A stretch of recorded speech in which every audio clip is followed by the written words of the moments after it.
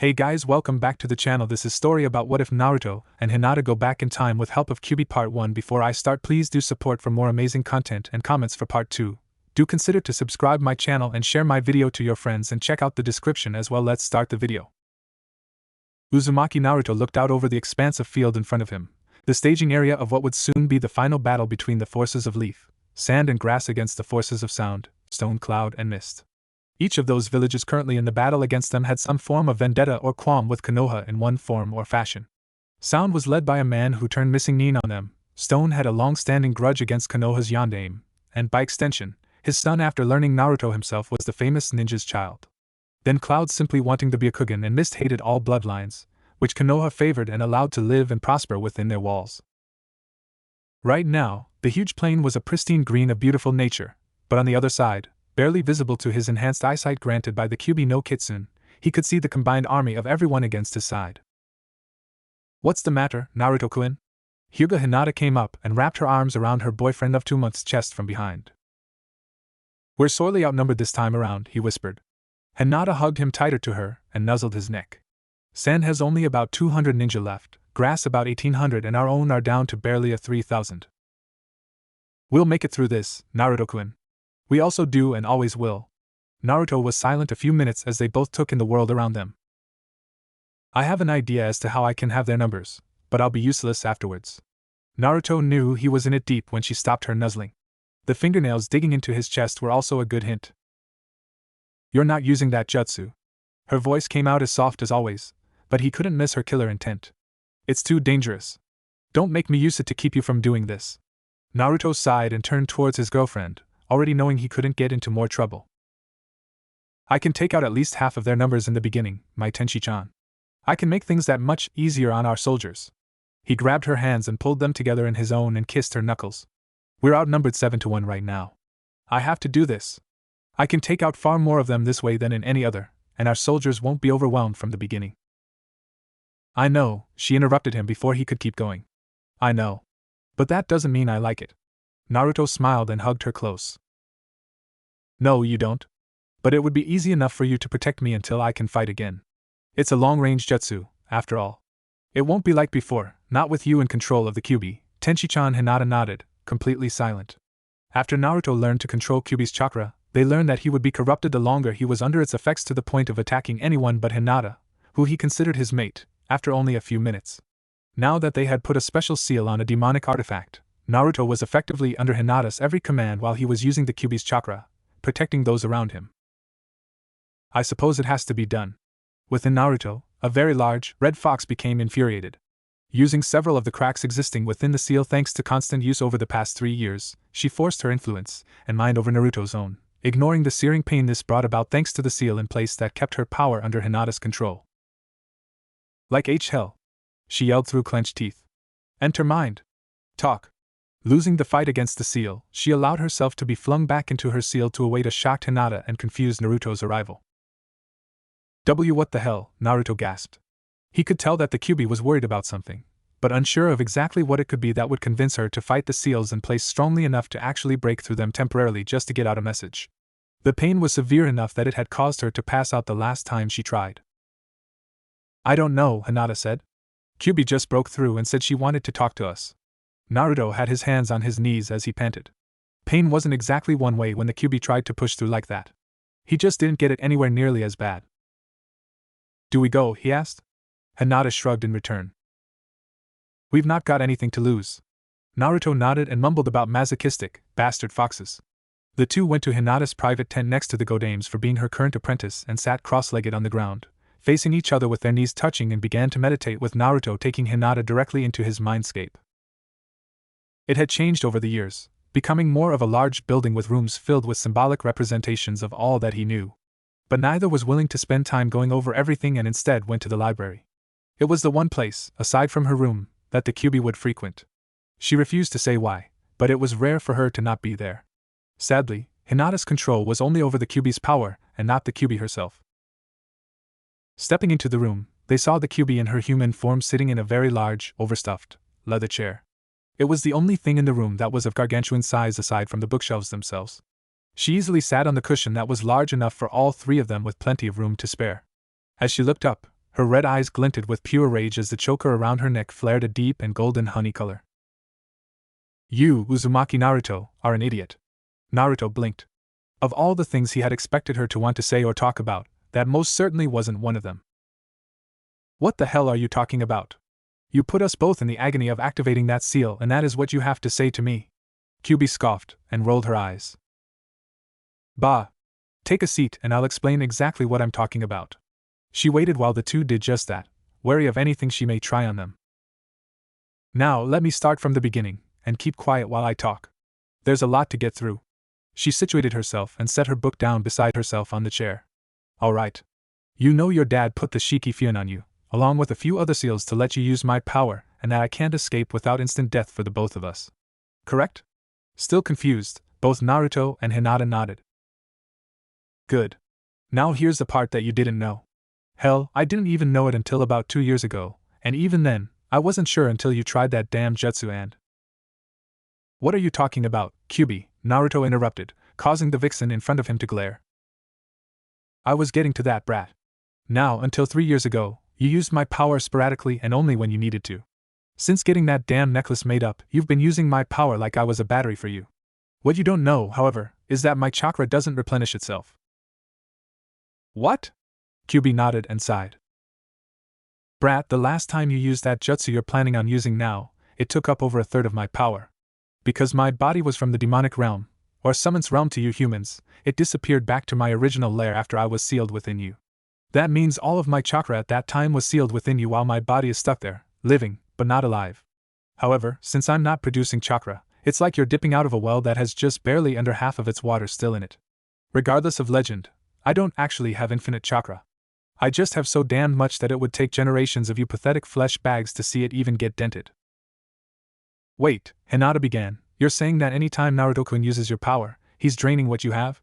Kyuubi nodded, ignoring being interrupted again since she understood. Correct. But not only that, once my chakra is gone, I cease to exist with the way this seal bound me.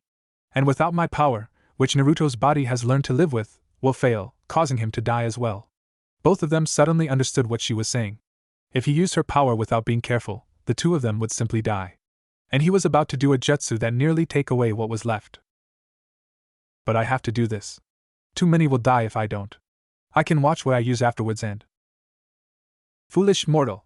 Using the jutsu again while you have access to all of my power now will use up almost, if not all, of my power. We will die.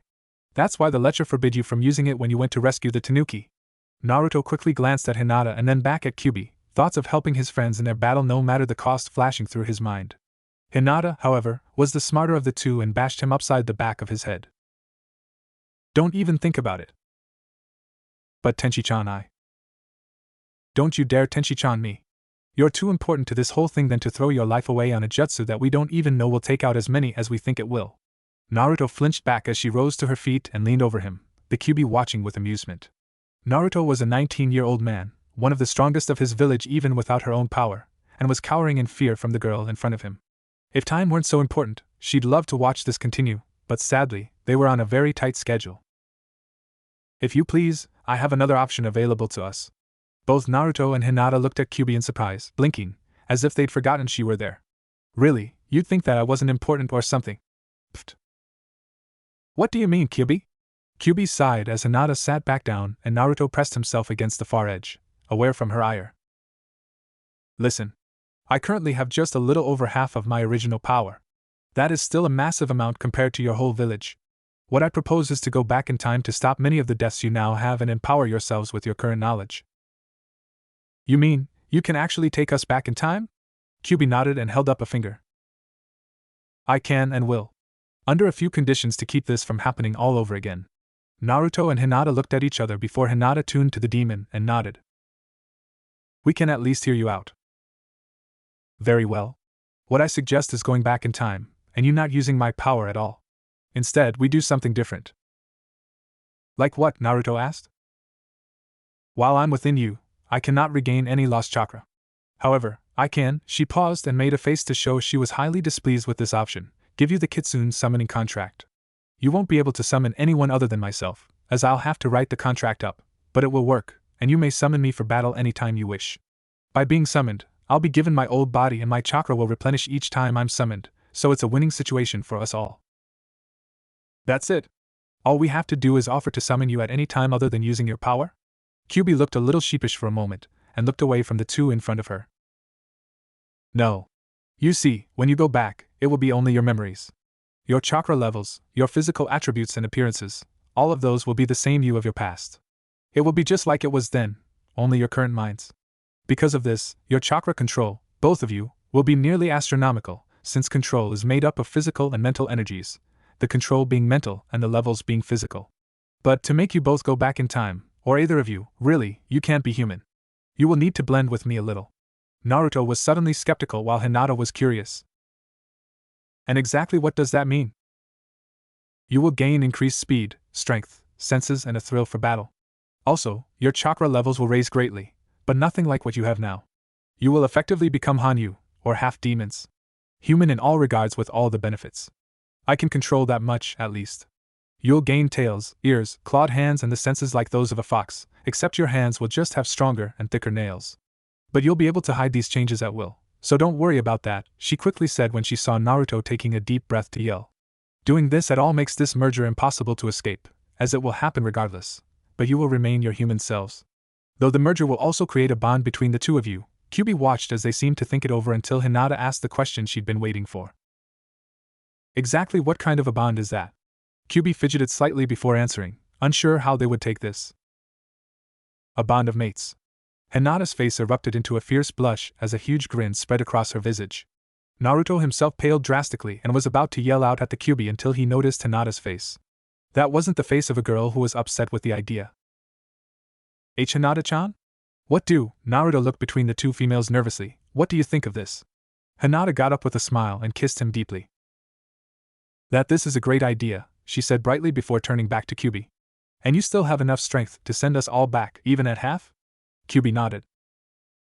Yes. You see, everything you know and see outside will cease to exist. We will go backwards and erase everything from the point of our return, and everything will alter depending on what we change. By going backwards, our energies will take over that from whatever we had at that point in time as we go back. Basically, we'll be getting recharged by our past selves as we pass each moment with whatever energy that they had at the time. She waited a few moments while they considered it before speaking again.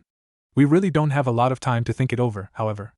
Even getting slight recharges from our past selves, it won't be enough to keep us going. Just allow us to go back that tiny fraction of a second more and, with the war about to start, we can't afford to waste anything. Why did you wait so long to offer this? If it has to happen, shouldn't you have offered it when you realized it? Kyuubi was surprised Naruto had caught that, but answered nonetheless. I would have, but I was honestly hoping to come up with a way to separate us so that I wouldn't cease to exist. She shuddered as the idea of simply not being flashed through her mind. I would rather live in your fuzzy navel than not at all. If I died this way, I wouldn't even go back to hell or heaven. I would simply cease to be. The two humans watched as Kyuubi's eyes widened as she spoke and a frightened light lit behind them. You can't understand how horrible it would be to live hundreds of millions of years and then be faced with something like that. As Kyuubi closed her eyes and tried to calm down and stop her slight shaking, Naruto and Hinata looked at one another, a silent agreement made almost immediately. What do we have to do? Shocked out of her attempts to calm herself, Kyuubi flinched slightly when Hinata spoke before nodding. If you're ready, we can go now. You're already touching, and you're giving permission, which is all I need now. I've had everything else prepared already. There's just one more thing I'm going to ask. Naruto and Hinata watched as they watched Kyuubi squirm in her seat. What's that, Kyuubi? I know I'll have to be good, and I promise to. Even with the necklace you've got now, which you can remake in the past, you'll be able to be sure of that, but, she blushed slightly and squirmed a little more before squaring her shoulders. I want you to summon me at least twice a week so that I can experience the world again. I can control my size and transform into my human form that you see now. It's lonely in here all by myself, she finished with a whisper. She had spent years, centuries really, all by herself in her past. But she had always experienced life through her own eyes and her own experiences. Living life through Naruto, and being forced to experience what he did, she yearned for the very same things he had, but didn't have anyone within his mind to fulfill the needs that he ended up with in so many different people. Naruto and Hinata, however, simply saw this as what it seemed. A soul who was alone for 19 years and didn't want to be anymore. I can do that. Just make sure you be good, otherwise it ends. Kyuubi nodded before closing her eyes and appearing to concentrate. Suddenly, The whole mindscape disappeared and they watched as every experience they had seemingly rewound itself until things became unbearably white. The room was spinning as Naruto tried to sit up and get his bearings. It had taken several minutes before the back and forth motion seemed to stop, and the room finally steadied itself enough for him to truly look around. He saw dirty clothes strewn about the bedroom, empty ramen cups everywhere, and trash cans filled to overflowing. Sweet Kami, this place is a dump, he groused as he crawled out of bed, only to stumble and fall flat on his face. Ow! What the hell? Ha! That was brilliant! What the hell is going on? Kyuubi laughed at Naruto even harder than she was. You're shorter than you were before. You tried to move around like you were before you went back. Haha. Naruto growled about karma and having displeased some god somewhere in a past life as he got up and showered, then put on his orange jumpsuit. Oi, Fox? When did we go back to? He asked as he noticed his old goggles where he always left it until he got his forehead protector. I'm not sure. It doesn't work that way. We went backwards though. Naruto sighed as he realized he was really beginning to dislike having gone back. I guess I'll find Hinata-chan and we can find out. If I've still got this thing, then we must be in the academy somewhere. Getting everything he had, along with a blank scroll and pen, he left quickly after creating several kage bunshin to clean up his apartment, and made his way towards the academy, just in case he had classes that day. Hinata sat up and looked around, having much better stability than Naruto did. Looking over her clothes and at her calendar, she realized they were only a month from the genin selection exams. With a smile, she got out of bed and carefully oriented herself as she went to take a quick bath, re-establish herself with her height, and reach and meet up with Naruto. They had a lot to talk about, and plenty of time for a Saturday. After getting dressed in her usual outfit for the time period she had re-entered, she began her walk to exit the house, enjoying the sight of her home still undamaged from war. She left the grounds with a large smile on her face and a bounce in her step. 3 years of war were simply erased from her mental image over Konoha as she looked at everything with fresh, new eyes. As quickly as she could, she went directly towards Naruto's apartment, and found an orange blob rushing off towards the academy. With a smile, she took off after him, closing the distance rapidly before tackling him to the ground. Both went tumbling along the ground, the villagers looking on in shock and curiosity until they came to a stop with Naruto on his back and Hinata straddling his stomach with a large, cheesy grin. Hello, Hinata-chan, he wheezed, still disoriented from the sudden attack. Hello, Naruto-kun. She got off and grabbed him by the ear, getting a yelp of shock from the boy. Now come on. There's no way you're keeping those horrible jumpsuits anymore. She began to drag Naruto as he hunched over slightly and walked quickly to keep up with her. The villagers who witnessed the whole event chuckled as they watched the Hyuga heiress drag Naruto around. Yamanaka Ino was minding her parents' flower shop when she saw a shy, demure little Hyuga Hinata literally dragging her long-standing crush by his ears, mindless of the begging and pleading he was doing to be released and that he'd follow her willingly if she just let him go. Mom! Something came up, I've gotta go! Ino ran out of the door to her shop, ignoring the jingle of the bell, and ran up to Hinata. Hey you two, what's up? Naruto shuffled over so he could look at Ino as he spoke to her. Apparently, we decided orange isn't a very good color for a ninja and I am currently being convinced into going and getting something new. Ino snickered as she looked at Hinata, obviously the one in charge. Want any help? Hinata thought about it for a moment before agreeing. In the previous timeline, she had never been one for shopping. It was either a branch member who did whatever shopping was necessary or she went with the girls while they shopped. Ino's experience would be very helpful while looking for deals and, Hinata had to admit, the girl had a fashion sense greater than her own. That should be okay. We're going to be getting him a full wardrobe, and some new equipment, so it may take a little while. Are you okay with that? Ino's smile only became predatory. Very much so. This is what I live for. Naruto squirmed under Hinata's grip, knowing that getting away would put him into the Inuzuka complex, so to speak. Don't I get a say in this? Both girls looked at him, almost having forgotten he was there. No, they both replied, causing the boy to let out a whimper. Hinata turned back to Ino and frowned. I'll allow it under one condition. I don't want to hear any crap about the Uchiha that is unneeded, do you understand? Ino's eyes widened as Hinata voiced her demands, unsure how any girl could not want to talk about him. Why not? Hinata raised her hand sharply, instantly quieting the other girl before forcing Hinata to kill something. Because I have absolutely no interest in him, and would rather not talk about something so mundane, or droll as he is. You have the right to stop me from talking about a topic you don't want to speak about, or talk about the Uchiha with someone else if you meet them, but not to me. Ino still wasn't sure how any sane girl could not like Uchiha Sasuke. The boy was a gift from above. But then again, this was the same girl who liked Uzumaki, dead last, Naruto. I can live with that. Hinata smiled and dragged a squirmy, squeaky Naruto to one of her favorite clothing shops. They were a bit more upscale than Naruto would have probably tried to enter on his own, but she knew they'd cater to him at her wish. The couple who ran the store were simply too professional and nice. As they entered, a bell tingled from above the door, alerted the couple to their presence, and Ino turned to Hinata. Hinata, isn't this a little more ritzy than Naruto can afford? From beneath Hinata's hand, Naruto piped up his own thought. Especially when you brought me before I could get any extra aside from what I carry for lunch. Hinata let go of Naruto and smiled brightly. I'll put everything on the Hyuga tab, you can just pay me back later. Alright.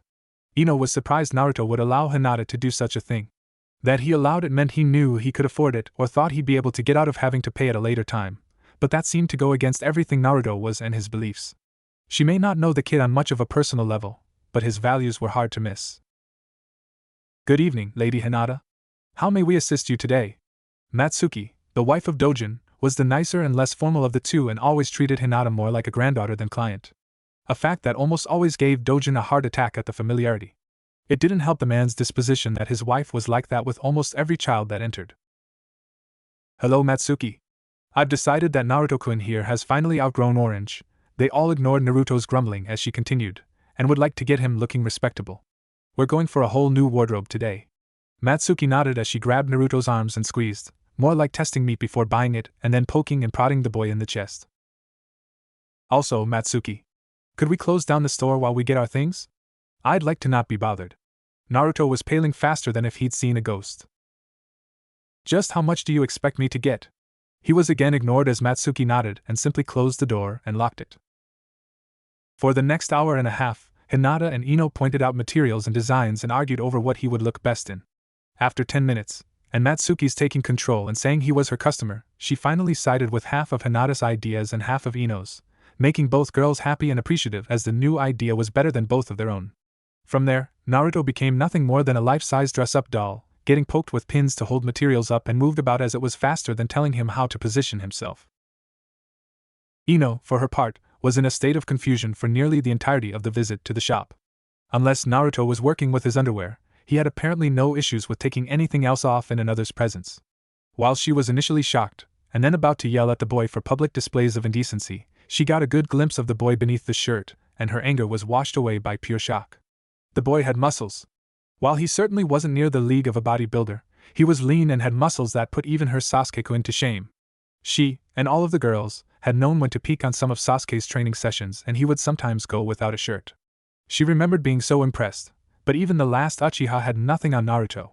Every movement from the blonde had some kind of ripple effect on the muscles she could see and that caused her to stand and stare more than help with anything else. Hinata and Matsuki were so wrapped up in Naruto's clothes that they didn't even notice and Naruto himself had, from almost the beginning, just closed his eyes and allowed himself to be handled as they saw fit. It would be over that much quicker. After an hour and a half, Matsuki had all the measurements she would need and combinations for each item of clothing, and would have them ready in a week. They originally offered to deliver the new clothes, but no one wanted to risk that in Naruto's neighborhood. They didn't get too much, seeing as how they were going to be working out and growing larger rather soon, but they got 2 weeks' worth of clothing for the sake of having it.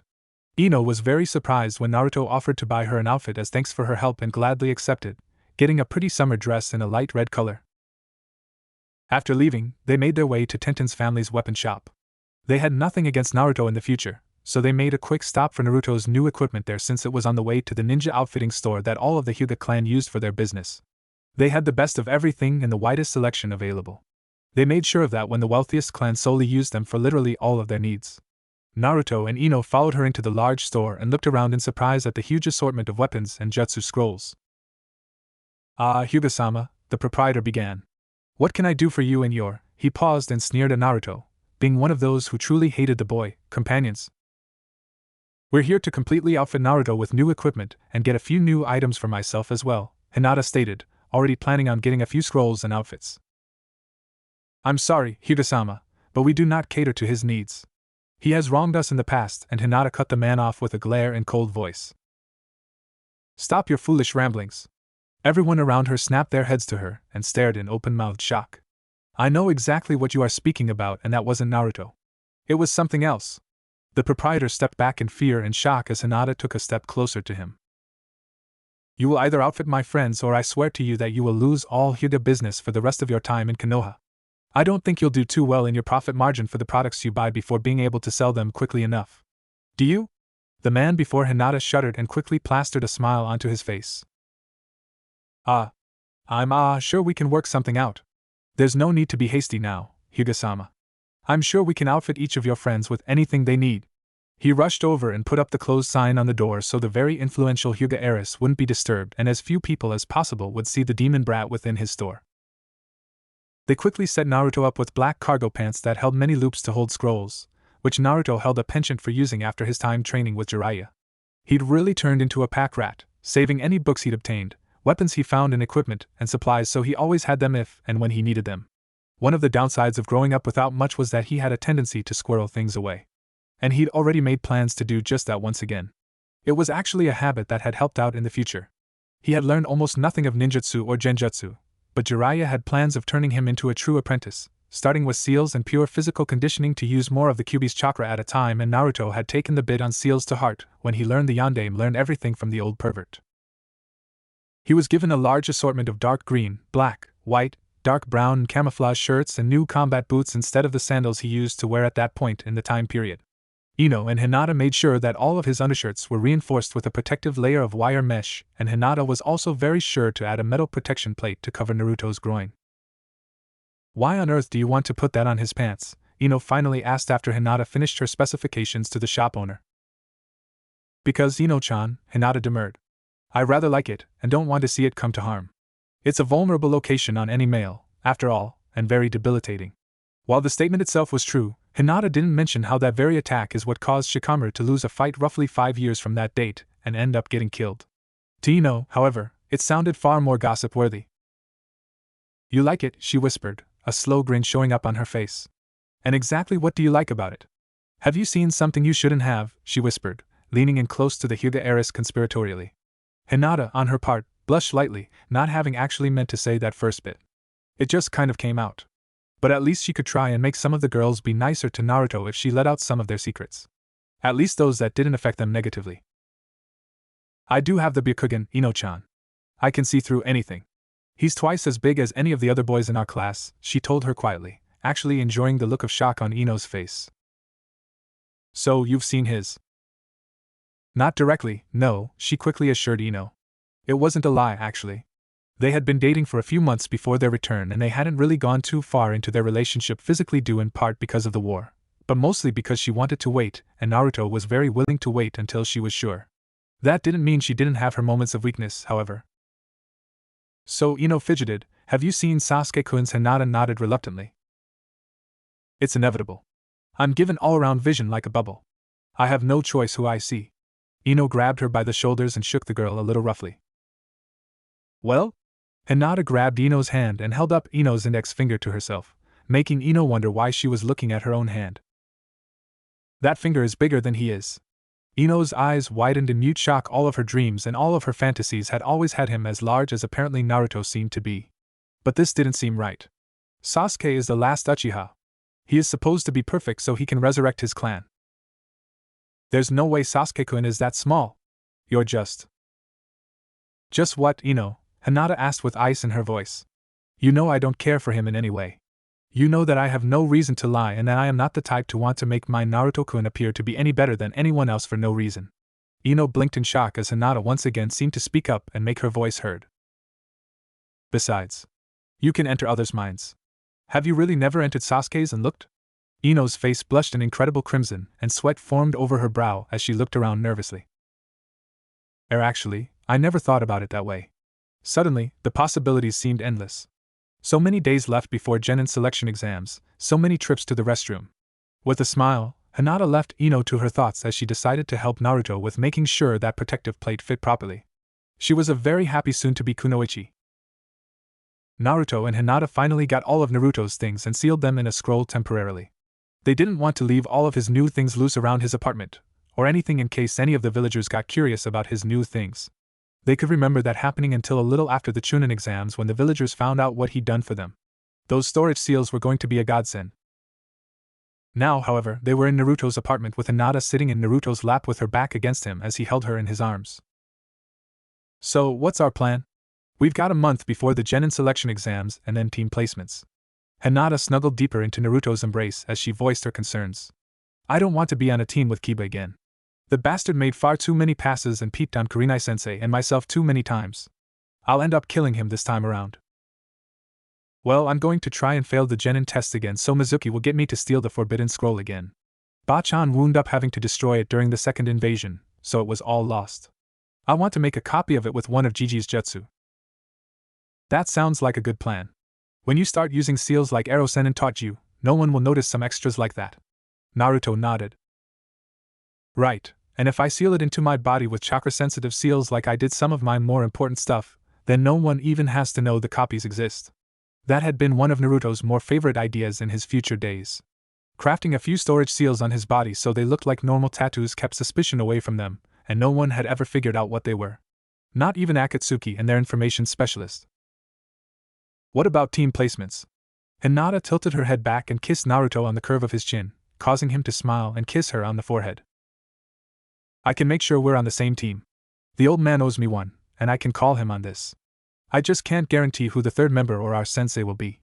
Hinata grabbed Naruto's arms and wrapped them around her chest and hugged him to her. What about the invasion or Sasuke's defection and Gaara and the Akatsuki and... We'll just have to get stronger and take everything as we can.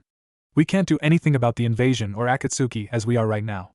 And alerting anyone will cause trouble like we can't even hope to get out of. He could feel Hinata shudder in his arms. They both knew that their explanations that nothing physical changed would be heeded and they'd eventually end up being tested if they could prove their story, which they'd have to do to be taken seriously, and then they'd end up probably getting tortured for information on Jutsu and Konoha's enemies' movements and alignments. These were just some of the things they could think of. Neither of them had spent time as interrogators and were worried they were looking on the bright side of what may happen. We should spend our time training together. At this point in time, I was still introverted and you were she said, smiling at him.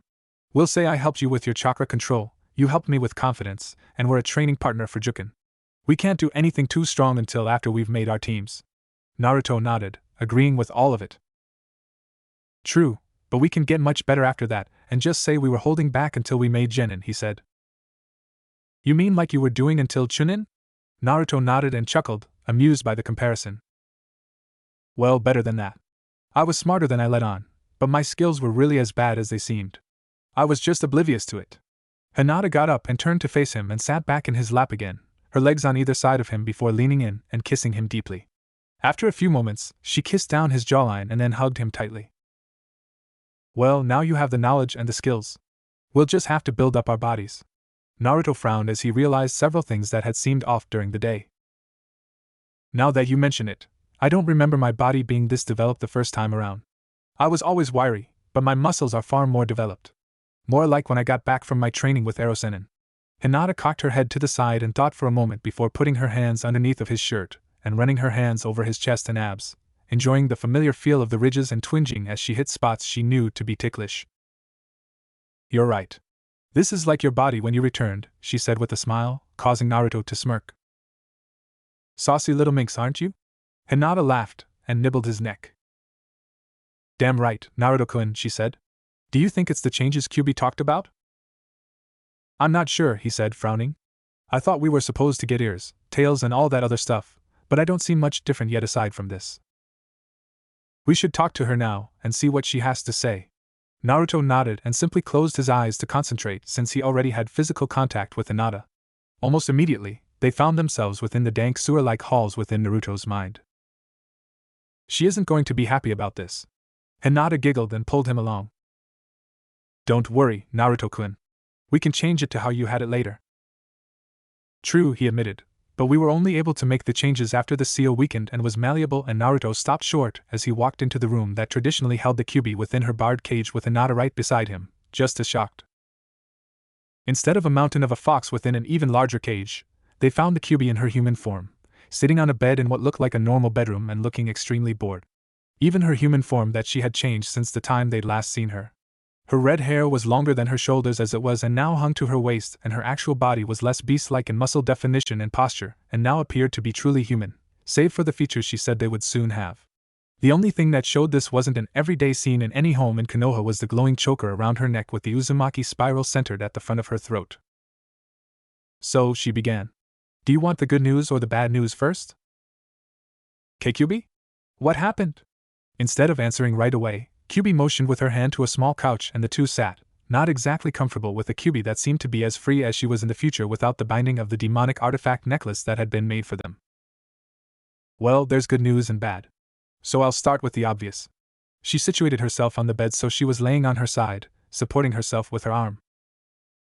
I'm not actually sure how it happened, but you two got off very lucky.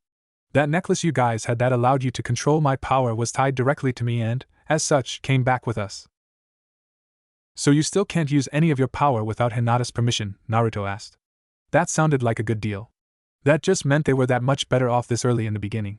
However, Kyuubi grimaced and positively apoplectic and growled at him, making him wonder. No.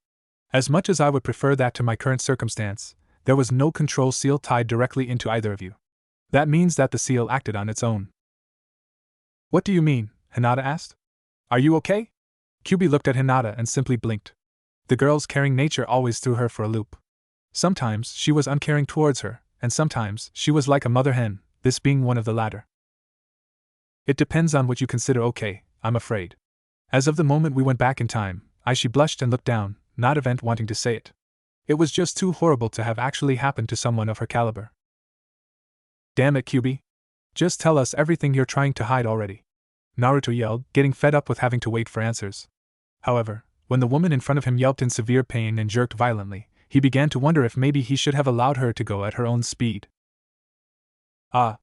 I'm your slave now! She yelled out in pain, which stopped it suddenly. The seal reacted in the only way that would allow it to maintain its usual functions without the control seal that Hinata always wore. As such, it bound me to hers, and your own, life forces. Now that we've returned, I'm bound to the both of you. Both Hinata and Naruto stared in wide-eyed shock. The strongest demon in existence was now completely and totally their slave. Are you serious? Naruto asked quietly, still not fully out of his shock. Kyuubi simply scoffed and rolled her eyes. Quite mortal. I can feel the seal and its effects. She stopped and scrunched up her face, trying to figure out how to explain it, can feel what I am supposed to do. I feel compelled to do your bidding and to please you. She shook her head furiously, getting rid of the thoughts that flew through her head. Believe me when I tell you that I would have had to have thought long and hard between this and non-existence had I known the affects it would have had. Naruto and Hinata looked at each other before Naruto turned his attention back to the red-haired woman in front of him. So, you have to do anything we tell you, no matter what? Kyuubi grimaced, but nodded. Yes, so long as it is within my ability to do it. I cannot, however, knowingly attack either of you or those you command me not to, or those who are allied to you two specifically. Well, Hinata wasn't sure exactly what it was at this point. She'd never been happy with the caged bird seal because it was a milder form of the current situation, but this was complete and total domination. A part of her held no reservations of having a demon under control like this, while the larger part of her felt it was a crime against life. Okay, Naruto said, breaking the uncomfortable silence. We'll deal with that later. I'm not really sure how we can do that, exactly, but we'll just have to think on it. What about my body? And what about the tails and nails and ears and all that other random stuff you told us about? Why haven't we gotten those yet? Kyuubi sighed. This was going to be a long explanation if the boy hadn't become as smart as he seemed to be in the future. Alright. I'll give you the long version and hope it's clear. Basically, when we went back, you had to merge slightly with me, which meant my power. Because I'm a fox, and my power is of myself, it is genetically predisposed to be fox-like. There may not be any physical attribute to it in here while I'm within you, but it was created of my physical fox body and my fox mind. With me so far? Naruto and Hinata nodded, actually understanding so far. Basically, humans had chakra that they had because they were humans and demons had demon chakra. And since so many demons were different, that would explain why it was different colors and felt different. Good. Now, when we merged slightly so I could take you back with me and not start the same history we had before all over again, my chakra changed your own, but made you a little foxy, I suppose. Basically, that means that you have your normal human bodies and thoughts that you started with, and added a little fox into the mix. What does that actually mean? Naruto interrupted. Are we turning into foxes or what? No, the Kyuubi sighed again, you are not turning into foxes. At least not fully. You see, when we merged to allow you to come back, you each had some of my chakra put into yours. Well, a lot is more accurate. Because of that, once you entered your previous bodies, that merger began to slowly change your physical forms to match your Hanyu forms you will be getting. Basically, the regeneration you, Naruto, already had, is fixing you to what it believes you should be. And now, Hinata is the same. It's just happening in Naruto a little faster because I'm inside of him, and there's that much more of my own chakra. So, you're saying we could wake up one day and simply have tails and ears and such? Yes. But tails and ears will be among the last things to come about. Well, in a way. Naruto narrowed his eyes as Kyuubi cringed. What do you mean in a way, Kyuubi? Well, I'm inside of you and I can control the transformation. But I cannot do anything for Hinata without being in her to do so.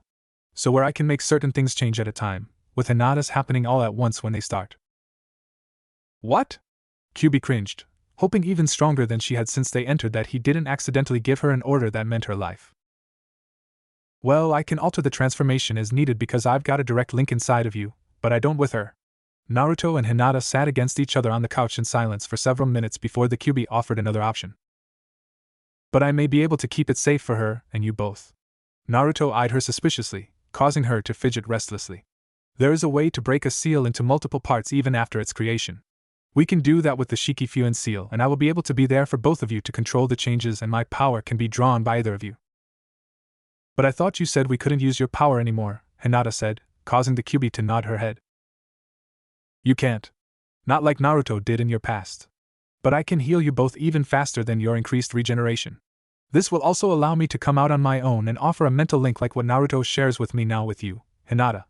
Both Naruto and Hinata could see the benefits of such a link between them. If nothing else, that would have made it worth it. How can we be sure that you are really bound by what we say? I mean, if we do that and you can come out at will, then what's to keep you from hurting anyone? Hinata asked. Unfortunately, there was no way for them to know for sure. They could try to order the Kyuubi to do something, but if she was looking for an out so they would allow her this to escape, then she'd simply do it. However, talking it over, they found that everything was as they were told. At least in regards to what they could confirm. I think, Hinata paused and bit her lower lip while turning to Naruto, that we should do it, Naruto-kun. So far, I have not yet seen a reason not to believe in her. Naruto sat quietly for several minutes before finally nodding. All right. Just to be sure it's been said, just in case. Kyuubi. You may not do anything to bring harm to myself or Hinata except what may be necessary for this to work. You may not harm anyone within Konoha, and if you bring about Hinata's death, you must kill yourself immediately. Kyuubi's eyes widened, but she shook her head and thought through the commands quickly. I see no problems with those commands. We shouldn't be attacked as there won't be any chakra transference between the two of you, and this isn't dangerous unless you are worse at seals than I think you to be. We should have no problems, and it should only take a few minutes after finishing the seals to have it all completed, but it may knock Hinata unconscious for a few hours. And by doing this, and by turning into Hanyu, your reserves will grow quickly, so you'll want to constantly be doing chakra control exercises. Naruto nodded and turned to Hinata. Think we should do it tomorrow morning? As early as possible? Hinata nodded. I'll be by about 6 or earlier. I can't stay at the Hyuga compound too late, or I'll get pulled into getting something done. But if worse comes to worse, I can probably offer a test of the Kaiten and explain that you helped me with the power aspect while I taught you chakra control. I doubt it will come to that, however, she said. She then turned to the Kyuubi. How long should I be out, do you think? Shrugging, the Kyuubi responded. No more than probably 3 hours, and as few as just a few minutes. It really depends on how well you take to it. Being receptive to what's happening, it will reduce the time. But writing the seals will take about an hour to be sure we don't mess any of them up, and it will have to cover most of your body. Hinata waved off the need of nudity. I have no problems getting naked in front of Naruto-kun for this, she said, inwardly smirking at Naruto's blushing smile. I trust him not to do anything naughty with my unconscious, naked body. She giggled when she heard Naruto gulp, amused that she could get a reaction out of him. But then she realized this wasn't exactly a good time for it, but she hadn't thought of it before then, and she was teasing him more than even before they went back. Kyuubi, I'd been teasing Naruto-kun more today than I did before we came back. Does that have to do with the changes we're going through? Kyuubi nodded. Yes. You will be almost entirely who you were before we came back, but you were given slightly more, I'm not sure how to say it, baser or maybe animalistic ideas and tendencies. Basically, you are who you were, But now you have fewer inhibitions towards certain aspects of your minds because it's trying to mix partly with the mind of a fox, say 10%, and your mind, by the rest of the 90%. There will be some things that you will allow to change so you remain as close to the same as you can. Such as what, exactly? What do you think is most likely for us to change? Naruto asked.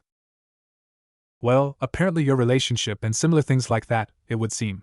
You're probably going to be highly affectionate because humans don't have a single period of time that they mate like we do. So instead of being purely about taking each other physically and constantly at a single point, you will instead be affectionate always.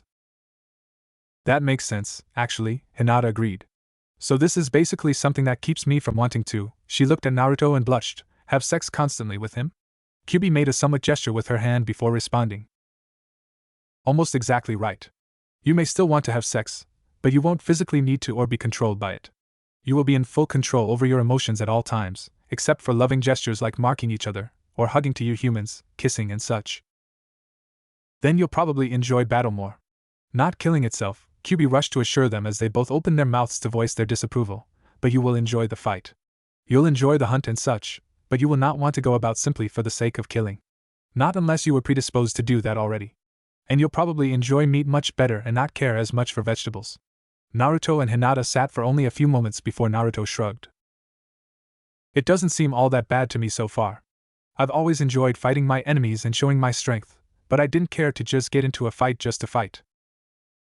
I wasn't much for fighting, but I enjoy showing my strength, Hinata amended for herself while Kyuubi nodded with a smile. Exactly. Demons, in general, love to show their strength. Usually it's to themselves with killing, she said somewhat sheepishly, but your own personalities will keep that from happening, guaranteed. The other two nodded to show their agreement to the plan. Really, if they wanted to keep things safe and without the entirety of Konoha finding out that something drastic happened, it had to be done. What about this mental link thing? Naruto asked. How will that work? Well, I'm not totally sure. I believe it will be like you and I share. We can speak and get a general idea of what the other is feeling, but it may be weaker or stronger. I just don't truly know. I've never worked with anything like this before. While disappointed, both decided to move on and see what else they could figure out before they had to leave. Okay, Naruto began. We'll slowly be turning into Hanyu and you can control it, but we have to split the Shiki Fuin in order for you to make sure Hinata's transformation. By splitting the seal between us, we will have some kind of mental link that could be nothing, or give us some super awesome way to communicate to each other, and by going back in time, the control seal we had so your chakra wouldn't corrupt me while using it changed and made you mine and Hinata's slave. Is there anything we've missed? Kyuubi shook her head, looking thoughtful. No. That seems to be everything. A summoning contract is simply an agreed-upon set of rules and method of actions allowed. With my situation in being forced into whatever you tell me to do, that substitutes any contract you and I could make together. Kyuubi was certainly far from happy about her situation, and that was obvious to both Naruto and Hinata. So we can both use the same summoning seals I used for Gamabunta and the other toads? Yes. You just need to think of me instead of the toad you want. Naruto and Hinata nodded. Hinata was happy Naruto had allowed her to sign the summoning contract not long after the war got worse. It kept her from having to learn it all over again. Alright. So have we got anything else we need to talk about right now? Kyuubi began to shake her head until she saw Hinata's eyes light up and raise her hand slightly. Actually, I just want to confirm, she said looking at the Kyuubi.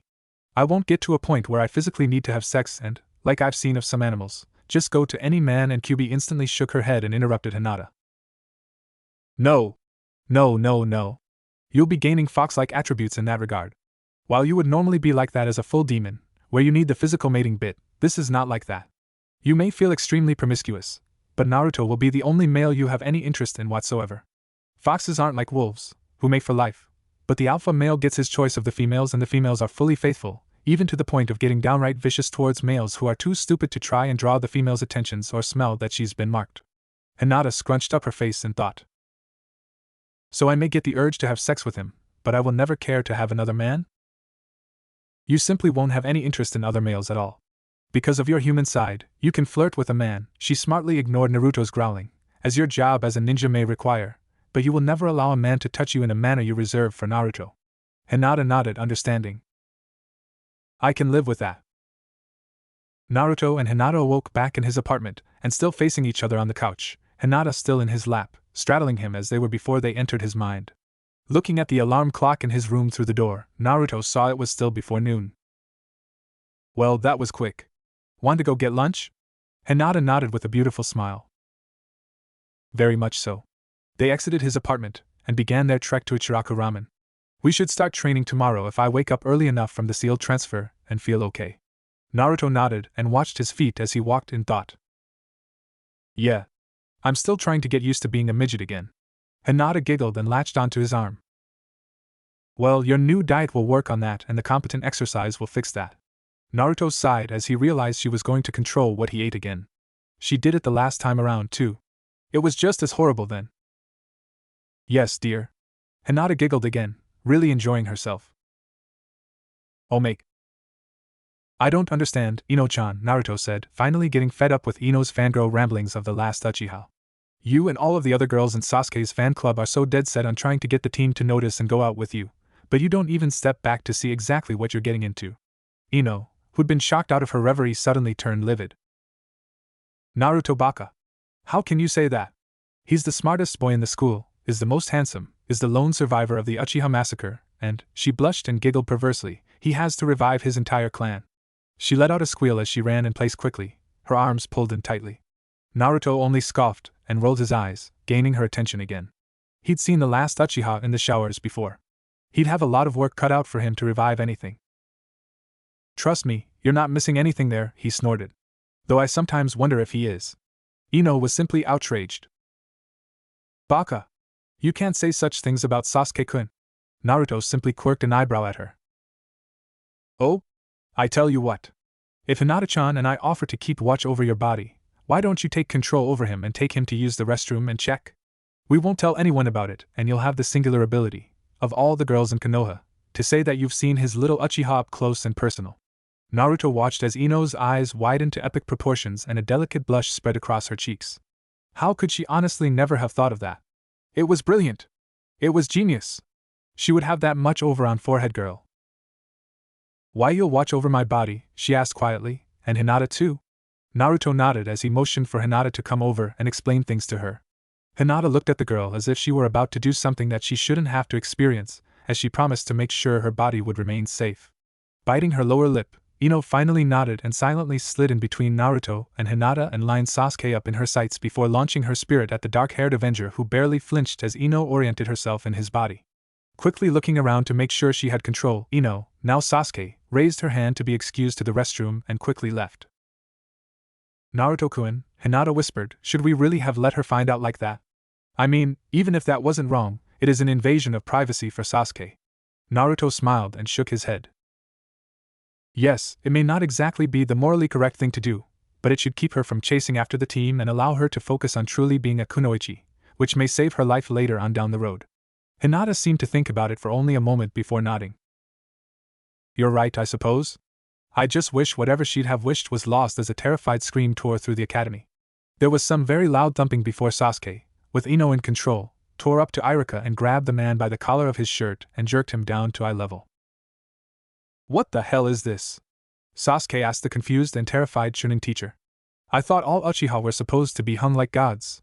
But this dash. Deciding that Irika really needed to understand, Sasuke, still with Ino at the controls, flung down the pants and pointed at it accusingly. What happened to all the stories? It was a dark day for Uchiha Sasuke, as he lost all of his fangirls and fanboys within Konohagakure and had no clue why he went into class one day, top of the food chain, only to come back the next with a status in the village that was nearly as bad as the village pariahs. Naruto could feel a warm hand sliding up his thigh, his side, and then finally down his jaw before soft lips touched his own, bringing him fully into the realm of the waking. Blinking, he could see the smiling face of Hinata looking down at him from her place beside him in the bed. Hey, Hina, he mumbled over a yawn. When'd you get here? Just a few minutes ago. Come on, she said, ripping the blankets off of him. Time to get out of bed. We've got a seal to change. As she pulled the blankets, she inadvertently made him roll over and off the bed to the floor with a grunt of pain. Oops. I'm so getting you back for that, he said from his place on the floor. Later, Naruto. For now, go ahead and take a shower to wake yourself up and then we'll take care of the seal. After that, we can talk about naughty little punishments, she finished with a giggle before going to the living room to move things to the side. Before she left the bedroom, she turned her head to face him. Oh, and Naruto? Hurry up. I don't think I'll be able to get out of these clothes alone. With a bright smile, she left a wide-eyed, gaping Naruto to fumble his way to the bathroom. Damned fox sending us back when my damned hormones are kicking in. He spent the next several minutes in an ice-cold shower, being watched by the Byakugan user the entire time. Naruto kept his hand as steady as possible as he drew a series of caricatures over Hinata's bare stomach and chest. Oh, how he was wishing for another cold shower! The fact that Hinata herself was ticklish and holding in her laughter as best as possible, making her breathe deeply and shake in barely controlled fits of giggles, making two very impressive objects jiggle, distracting him each time. Keep your focus, Naruto. Once this is done, you can talk with her about going down that route. The Kyuubi was so high-strung with the near screw-ups from Naruto's distractions that could bring everything to ruin. All because he couldn't keep his damned eyes to himself. Naruto inked several kanji and symbols into a circle just above her left breast and around her heart before making a series of directional control seals down to just above her belly button and crafted a seal exactly as Kyuubi told him. This particular one was a demonic containment seal that was especially used for such purposes as this, containing a portion of a high-volume chakra entity. The details of the seal itself were far more intricate than even his own Shiki Fuin, but required far fewer symbols, since he had a pool of demonic characters that were more specific to his current needs. Almost done, Tenshi-chan. Hinata giggled quietly as he raised the brush from her belly, each stroke tickling her mercilessly. We'll have to do this again sometime, Naruto-kun. She giggled again, enjoying how Naruto's eyes seemed to gravitate towards her chest while her own looked at his erection, thanking the demon within him that seals had to be placed upon his own body as well. He gave a loopy smile until Kyuubi interrupted his staring, again. Enough for now, Gur. Take that kunai and cut straight down the Shiki Fuin and draw the final seal inside the circle over her belly in the blood. It doesn't have to be deep. Naruto did as told, agreeing with Hinata that there wasn't much else that could be done otherwise than to trust the fox vixen. Once done, he pulled back and placed bloodied fingertips in the center of the seal he just drew in blood and the one over her heart, and began to channel chakra. As Kyuubi's chakra leaked out of the changing seal on his stomach, several containment seals drawn around them on the floor to preempt this very problem in case Naruto wasn't perfect on the seal activated and blocked the demonic chakra from escaping so no one would be able to sense the release of a massive amount of energy, and contain it to be absorbed by one of the two within its confines. Luckily, a web of chakra formed around the escaping chakra in the shape of a tube and directed the fox's chakra where it belonged. For roughly 20 long minutes, their bodies stiffened, their backs arched, and neither were able to move as Naruto watched a veritable stream of pure chakra poured into the seal over her stomach. He was shocked when her ears regressed inside of her head and furry ears grew over her head with her same hair color, and her eyes gained slitted pupils. Her hands grew slightly and her fingernails lengthened and thickened. Her body rippled and he could see her body grow slightly and her muscles contracted until she had a series of muscles similar to his own and finally, 4 tails grew from under her, their color the same as her hair. Though unable to see himself, he could feel similar changes to himself. After feeling the last of the chakra flow between the two of them stop, both of them slumped to the ground, Naruto laying beside Hinata with an arm draped over her. His body twitched violently several times before he was able to gain control over his body again. Once he did, he slowly raised himself up and checked Hinata, seeing she was unconscious. Oh, sweet Kami, that hurt his attention was drawn to Hinata as her foxy features began to recede and made her look normal again, aside from the height change and muscle mass increase. The hell? Kyuubi, what's going on? I told you, she said quietly and slowly, obviously worn out for some reason, you're Hanyu and will be able to hide your features. That means you have your human forms and your half-demon forms and then, finally, full demon forms since I'm with you both. You will be able to change between them. She changed back to her human form because she unconsciously knows that form better. So, she's okay? He asked worriedly. Yes, quite. She's just going through the full merger right now. Her mind and the mind of a demon being reformed into one where she will accept parts of her mind for what she wants to be more like and get rid of the parts that she doesn't want.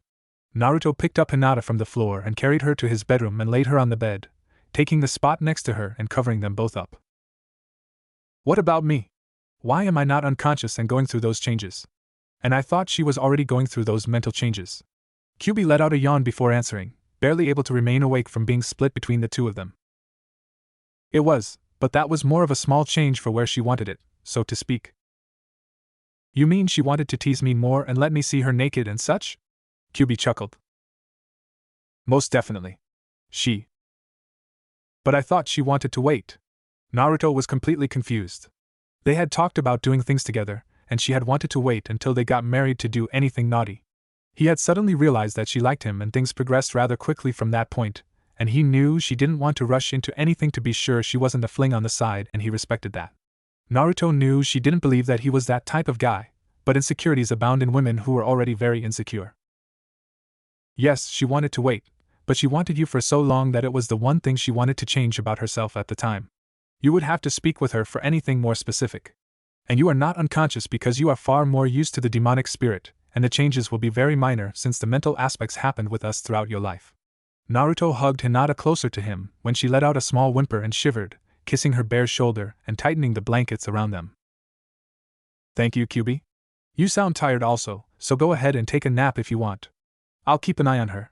Both Naruto and Kyuubi yawned and began to drift off. Thank you, master. Neither noticed her tired response as they both fell asleep. Are you serious? Sakura and Ino were currently attempting to track Sasuke on his jog. They lost him almost as soon as they first found him when they noticed each other, but now, they were sitting in a tree, waiting for him to come back, and Ino was dishing out her new information. Completely. She had Naruto wrapped around her pinky. Sakura scoffed and took a quick look for Sasuke. I still don't believe he has a better body than Sasuke-kun. Ino smiled and looked in the opposite direction than Sakura. Believe it, Sakura. I helped them pick out a new wardrobe and they had him down to his boxers and he is way more developed than Sasuke-kun.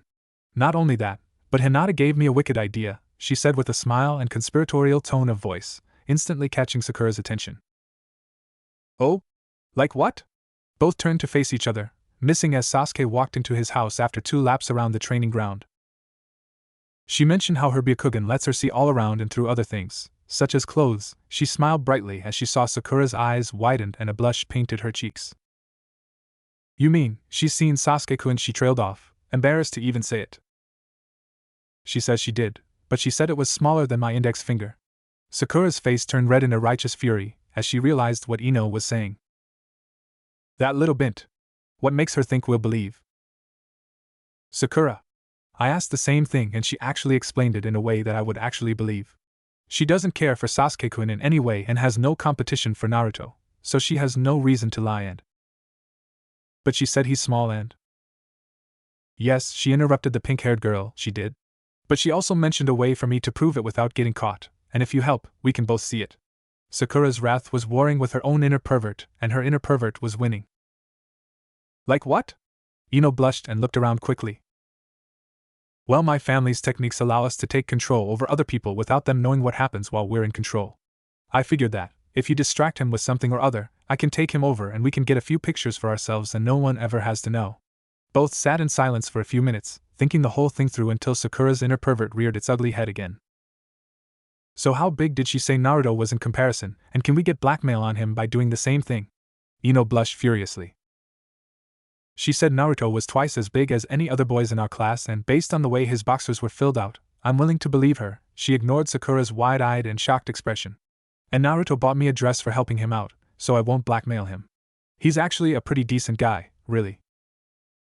Naruto was on the edge of consciousness with an incredible feeling of soft, fluttery touches over his body, going down his chest and back up to his neck, before something firm and wet stroked his collarbone and then nibbled. Opening his eyes, he smiled as he saw the beaming face of Hinata smiling down at him. Wakey, wakey, Naruto-kun, she purred into his ear. Hinata-chan? What are you doing? While Naruto was enjoying what was happening, he knew Hinata may not be in her right mind at the moment. His fears eased when she laid down next to him, pressing the length of her body up against his. I just thought it would be a pleasant way to wake up, that's all, Naruto-kun, she said, tracing patterns over his chest. I feel wonderful. My chakra capacity seems to be about 3 times what it was before the transfer, and just over a quarter of what I had before we came back. She got up excitedly and spun around, showing him her nude body, not realizing the reaction it was causing to his body. My strength seems to be higher and I've got a lot more definition, too. She turned and smiled at him before her eyes fell from his gaping face to the large erection under the covers. She giggled as she realized what she was doing and got back under the covers and hugged him. So you don't feel any residual pain or anything? He asked, trying to get the image of her out of his mind. She was right. There was most certainly more definition. Nope, she chirped brightly. I feel incredible. My muscles feel a little tight like I haven't used them in a little while, but no pain. He nodded and hugged her tightly back to him. My reserves went up too, but I can't tell how much. It wasn't much compared to what I had before we came back, but if Kyuubi was right, my control should still be far better. Hinata let her body go limp against him with her face in the crook of his neck, breathing in his scent. We should start working on our taijutsu and other skills to see what we're currently capable of. We need to check out techniques, speed and accuracy. Naruto nodded gently so as not to hit her with his chin. We should probably take it easy for a day or two to make sure nothing bad happens because of this. Hinata shook her head. If anything is going to happen, it will happen when I exert myself, so we'll just start slow and work our way up. Naruto paused, thinking it over, before agreeing. Alright, slow it is then. But if I see something that doesn't look right, I'm taking you straight to the hospital. What time is it anyway? I can agree with that. Just don't get worried for nothing, and it's a few minutes after 9, so we can get a little bit of training in before lunch. She got out of bed and got dressed, enjoying watching Naruto squirm as he was forced to acknowledge his frustration. He tried to put his own clothes on to find that he couldn't do so while hard and wound up waiting nearly 20 minutes for it to go away. From there, they left to check their current abilities and then train in earnest. Naruto woke up very early the next day, the first day of his return to the academy, with a bright smile on his face. He and Hinata had spent the whole previous day purely working on taijutsu since they had to worry anyone noticing a sudden drop in the ability they were supposed to have. Hinata had found it easy to get back into her Juken abilities. But like Naruto, she kept overestimating her reach and tried to strike at points that were further than she had available reach for. However, with an available and quick healing practice dummy called Naruto, she was easily able to get the hang of the change. With the change due to the seal alteration where she gained several inches, it wasn't quite as bad as it could have been. Naruto, sadly, wasn't quite as capable. In his defense, he reasoned that Hinata held status as a well-versed Juken user who couldn't suddenly have worse skills while his own taijutsu at the time was nothing more than street brawling, which he could easily do now. Especially when he was used to taking hits. It was for that very reason, however, that Naruto made so sure to wake up at 5 in the morning. He didn't bother with a shower since his plans would make it pointless and, instead, put on his old orange clothes and ran out to Training Ground 4, where he knew his targets would be. Several minutes later, he walked into a clearing where two men were going through some rather extreme physical exercises. Naruto stood off to the side, but within Mato Guy's range of vision, waiting for him to invite him over. He didn't doubt the man's ability to notice him and was rewarded after a minute of waiting with Guy's hand motioning him forward. Ah! To what does the great Mato Guy owe the pleasure of your visit this fine morning? Lee, seeing the newcomer, hopped up and stood beside his sensei with a curious expression on his face. I am Uzumaki Naruto, student at the academy, he began, slipping into debriefing mode easily and unconsciously, his expression and tone serious. You are Mato Guy, #1 taijutsu specialist with no other equal in Konoha aside from your eternal rival Hatake Kakashi when he uses his implanted Sharingan eye, and your student, Rock Lee, genin of 1 year under your command in Team 9. No chakra ability that has been a hindrance only to those who do not know him, as he's increased his own taijutsu form and ability to become a respectable genin of Konohagakure that is usually underestimated, to his opponent's folly. Both Guy and Lee were shocked at the stranger's knowledge and curious where it was going. Then his expression turned into his usual foxy smile, throwing both for a loop. And I'd like to ask for training in taijutsu in exchange for becoming a sparring partner with Lee. Guy had been very curious, even becoming wary, of the boy in front of him. He knew who the boy was, even without his odd introduction. He had only ever heard bad things about the boy from those who already hated him and only good things from those who didn't. While he doubted anyone's ability to keep up with his Lee, this would be the one boy who stood the best chance considering his stamina and history outrunning pranked Anbu and Jounin. Lee. We have found another who wishes to fan his flames of youth. Yash. We shall teach him newfound limits. Naruto ignored the icy shiver at the base of his spine and waved a hand to catch their attention. So, is this a yes? Guy looked at Naruto and smiled in a way very different than his nice guy pose. This smile was a sadistic, evil thing that promised pain to come. Let's get you set up with some weights. Hinata put the onigiri and yakitori for both herself and Naruto into her bento box, already filled with some tea and dango, and then walked quickly to the front door of the complex to meet up with Naruto and go to the academy, but was interrupted as she was coming out of the kitchen by her father. Hinata. I would like to speak with you in my study, he said, turning and walking away expecting her to follow. Yes, father. With a grimace, Hinata did so, knowing she couldn't anger him. He was her clan head, after all. They walked in silence until they were in his study and sitting in front of each other. Hinata. We received reports from branch members and from Manichis who we use exclusively for our outfitting needs that you were seen in the company of Uzumaki Naruto and were behaving in a manner that was rather uncouth for a Hyuga, and out of character for yourself. I would like you to explain. Hinata nodded. Are we speaking as father and daughter, or clan head and Hyuga? Hayashi's eyes widened when Hinata asked such a ridiculous question. She hadn't even stuttered and was looking him in the eye. I'm afraid I don't understand. I am both of those things. Yes, but there are two ways to view yourself as clan head. This is going to tell me which you are more worried about. Your family or your clan. I still do not understand, Hinata. Our family is our clan. Why are you playing games? Hinata sighed and shook her head slightly, making Hayashi feel she was disappointed. If you do what is best for the family, you allow the clan to prosper for themselves. If you do what is best for the clan, it is our reputation and public view you care about. I am asking, father, if you are questioning me about these events because you are worried about me being with Naruto-kun or if you are worried what the public will think, she said forcefully, allowing a moment of silence for it to sink in before continuing. Are we speaking as father and daughter, or are we speaking as clan head and Hyuga? Hayashi was quiet for a moment as he realized what she was asking. Was he worried about her safety or the public's opinion of the Hyuga? He had a strong feeling that his answer would also either open or close new paths with his eldest daughter depending on what it was. So he decided to take a chance. Father and daughter. Hinata simply stared at him for a few moments, causing Hayashi to become nervous though he didn't show it, and finally nodded. All right. She smiled brightly at him, causing the knot in his stomach to loosen as he realized he probably answered correctly. I met up with Naruto-kun and Yamanaka Ino on Saturday and decided I was not going to let him keep those horrid orange jumpsuits, so I took him to get new clothes and equipment, since no one would sell him quality things for normal prices due to his tenant and… What do you know about that? He interrupted with a furious expression. Who told you? Hinata simply waved off his concern. Naruto-kun told me. He knew he could trust me. He wanted me to know what being close to him would mean if it was found out we've been spending time together, and why prices seem to be so high for the most horrible equipment, and why he's not allowed in most restaurants aside from Ichiraku Ramen. Hayashi was confused and appalled at the idea that the boy would be so careless with information about the Kyuubi, or even that he knew. However, there was something far more sinister hinted at in that explanation. Something that scared him to the core. What do you mean by spending time together, exactly? Hinata's face erupted into an expression of confusion and replied in an overly innocent tone. Well, in 7 months, you're going to be a grandfather, she said as she watched him seem to sway and fall forward onto his desk. Giggling, she poked him with her finger. Perhaps that was cruel, but it was worth it. She spent the next several minutes trying to wake him up before finally getting frustrated and performing a minor sway unjutsu to mist his face and hold it there, causing him to splutter and finally awaken. You what? Hinata giggled again and waved off his expression. I was joking, she said between giggling. We've been spending time together training. He can reopen his tenketsu, even if all of them are closed, and heals quickly. I taught him chakra control and he helped me with my confidence, and sparred with me without insulting me at every turn. In that environment, I've learned much.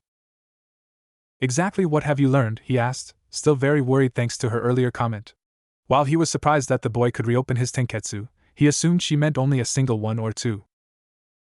Much, she said simply. I would be willing to show you after Genin placements. That is when we agreed to stop holding back and show what we are truly capable of. He's been doing that with his intelligence and abilities for years because people have hated him for fuzzy. Why would he do that? Hayashi could understand fooling everyone, but that he could have done it for so long and so well was almost frightening to think about. And if the boy had any dark thoughts about what to do with his abilities, they could all be in trouble. Would you want people to beat you constantly for doing well or even average simply because of who you are? Hinata shook her head as if saying no for him. It was self-preservation.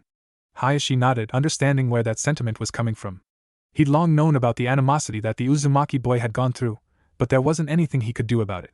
He had to hold his clan over a single boy, and it was a needless hardship to bring into the family if they tried. How long have you been working with Uzumaki-san? Hinata tried to think up a viable time frame, but realized she couldn't think of anything valid enough that Naruto could agree with if questioned separately. I'm not really sure. We've been working together for a while. And that is why you no longer stutter in my presence? Hinata nodded. Pretty much. Hayashi was quiet a few moments while he took that in. If nothing else, the Uzumaki seemed to have brought out the air within his eldest daughter. Very well. You may go, he said, knowing he'd have to think things over and determine where he, and by position, the Hyuga clan, stood on the issue. Hinata simply bowed her head slightly and left swiftly. She now had a few minutes more than needed to get to the academy, but she'd have to move quickly to make it in time regardless. She ran over the rooftops for extra speed and arrived with 10 minutes to spare, faster than she expected. She sat down in her usual seat in the back of the class and watched the students as they milled about until a worn-out and freshly showered Naruto in his new clothes almost fell into the seat beside her and laid his head on the table. "Morning, Tenchi-chan," he mumbled. Hinata frowned and noticed his muscles were twitching slightly, showing major recent use. "Good morning, Naruto-kun. Are you alright?" "Yeah.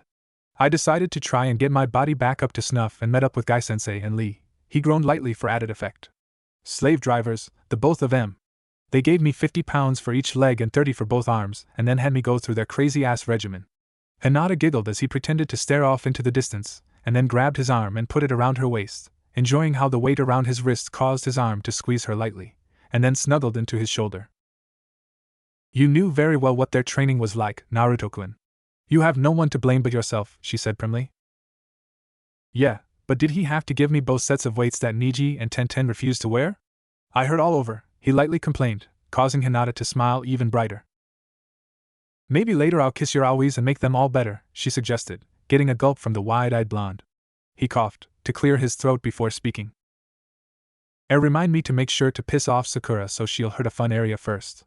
With a laugh, Hinata smacked him hard on the shoulder, causing an over-exaggerated groan from Naruto. Can't blame a guy for trying. Ignoring him, Hinata settled back into his side and sighed in contentment. "Were you able to get a decent workout at least?" Naruto nodded even though she couldn't see it as the first bell rang to let the students know classes were about to start. "Yeah. Guy-sensei is weird as all hell, but he's a damn genius at his stuff. He noticed the corrections I kept trying to do were too much for my body size. He was really impressed, though he could tell I don't have the forms memorized with my body yet." Hinata gave an acknowledging sound in her throat, and they watched as the last of the students came rushing in. "Get your hands off of Hinata!" Naruto and Hinata both turned to the voice behind them to see Inuzuka Kiba and his puppy Akamaru on top of his head looking at Naruto with fury written across his face before it turned to shock as he noticed Naruto's hair and whiskered face. "Got a problem, dog boy?" Naruto asked, annoyed with the Inuzuka already. Unnoticed by Naruto or Kiba, several of the students began paying attention. "Naruto? What the hell are you doing?" Naruto frowned in confusion. "Sitting here?" Kiba's face morphed into fury again as he growled at Naruto, Akamaru yapping to show support for his master. "I mean with your arm around Hinata," he growled out. Naruto turned to Hinata and winked before looking back at Kiba. "Well, I figured I'd keep my arm around her so she was in my arms, and then I'd take her back to my place and ravish her until she screamed my name over and over again." The entire class, sans Naruto and Hinata, simply stared in open-mouthed shock until Hinata leaned in and kissed his cheek. Promises, Naruto-kun." Both were able to hold their laughter in for only a few seconds before both burst into loud laughter. Several students were looking at each other as if asking each other what they knew while a few others spluttered at the usually shy Hyuga's actions. "He's kidding, Kiba," she said to placate the red-faced boy. "I put his arm around me because this is more comfortable." The joke was just a plus. Hinata placed Naruto's arm back around her as the bell rang and Iruka walked into class. "Alright you guys. Sit down. We're taking roll and then we'll be working on review for 3 weeks, leaving the final one for the final graduation exam. Welcome to Genin Hell." Iruka smiled as he saw several of the Genin hopefuls gulp in fear. This one speech made the rest of the year worth it. 3.5 weeks later, Naruto was laying on the ground, panting heavily as he finished up another grueling training session with Guy and Lee. Tiredly, he rolled his head to the side and looked at Lee, who was bouncing lightly on his feet and throwing punches into the air. "Damn that bastard! How the hell he can beat me in stamina, I don't even want to know," he thought, glaring at the green-clad youth. "You have done very well today, Naruto. Your flames of youth truly burn brightly within you." Guy struck a nice guy pose and allowed his teeth to ping for what had to be the 50th time that day. "You can leave now, and that should leave you with an hour to make it to your classes today." Naruto slowly got up and nodded to the large jounin in front of him. "Thank you, Guy-sensei. You've done very well and advanced very quickly with your forms. I was surprised to hear you were among the lower tier of taijutsu users in your class, but have no doubt of your other abilities. Your flames of youth shall not extinguish so prematurely." Naruto chuckled and decided to hint to the jounin that there was method to his madness. He just couldn't bear the man thinking so little of him, even if he was trying to sugarcoat his disappointment. Besides, tonight was the event he'd been waiting for. I believe you will understand tonight or tomorrow, Guy-sensei. I would not do so poorly after receiving such superb instruction. Naruto nearly screamed as Lee seemed to come out of nowhere and stood in front of him in a strange pose with fire in his eyes. YOSH. Guy-sensei's teaching is greater than any others. Lee. Guy-sensei. Before the two even got into a full-scale man-hug, Naruto had taken off like a bat out of hell. They were good guys, they were talented guys, and they were creepy as all hell. Naruto rushed back to his apartment to get a shower and change from his orange clothes into the ones Hinata and Ino had picked out for him. Hinata enjoyed them, and rather didn't enjoy the orange jumpsuit, so he did what any sane man would do: obey his girlfriend and stay as far away from her bad side as you can. He showered quickly and exited the bathroom with the towel around his head when he heard a familiar giggle come from his living room. Looking at the source, he found Hinata with her Byakugan still active and looking directly at him with a blush and smile on her face. "See something you like, Hinata-chan?" he asked, not even bothering to cover himself up as he walked to his bedroom to get dressed. They had teased each other mercilessly during their time back, but didn't normally get naked in front of each other since it could lead to more than they wanted to do quite yet. Naruto had only found out a few days previously that Hinata seemed to try and make it to his apartment in time to peek on him every day. After getting dressed, he walked over to where she was sitting on the couch, politely ignoring the blush and remnants of her bloody nose, and picked her up and sat her in his lap after sitting. "So, Maero Tenchi," he said with a grin, getting a smack on the shoulder, "what do you think?" They have had this conversation several times in the past weeks. It was a running discussion over what to change and what not to. Until this particular night, they tried to make everything happen as it had previously aside from simple cosmetic changes, such as Naruto's outfit and diet and the two of them training together. Well, things are the same so far. I think that your plan with the scroll is a good one. We just have to make the exchange quickly. Naruto nodded. Okay. So we go with the plan and I'll make the old man put us on the same team. With Kurenai-sensei, Hinata amended. She would be the best sensei for our needs. Alright, Tenchi-chan, Naruto said before nibbling on Hinata's neck and sliding his hand very lightly over her stomach and up the front of her jacket, making her take a deep breath as she tilted her head back as he kissed the front of her neck and down slightly. She let out a moan as he cupped her breast and kissed her solidly on the mouth, licking her lips gently before he released her and slid himself out from under her with a grin. We should head to the academy now. Hinata glared at the smiling blonde in front of her, her face still flushed from the contact. You're dead, Uzumaki. Laughing, he took off with Hinata right on his heels. Alright, Naruto. You have to make 3 viable and battle-ready bunshin in order to become a genin. You may proceed, Irika, Naruto's latest sensei in the academy said. Naruto nodded and performed the seals necessary, putting as much chakra as he could into the jutsu.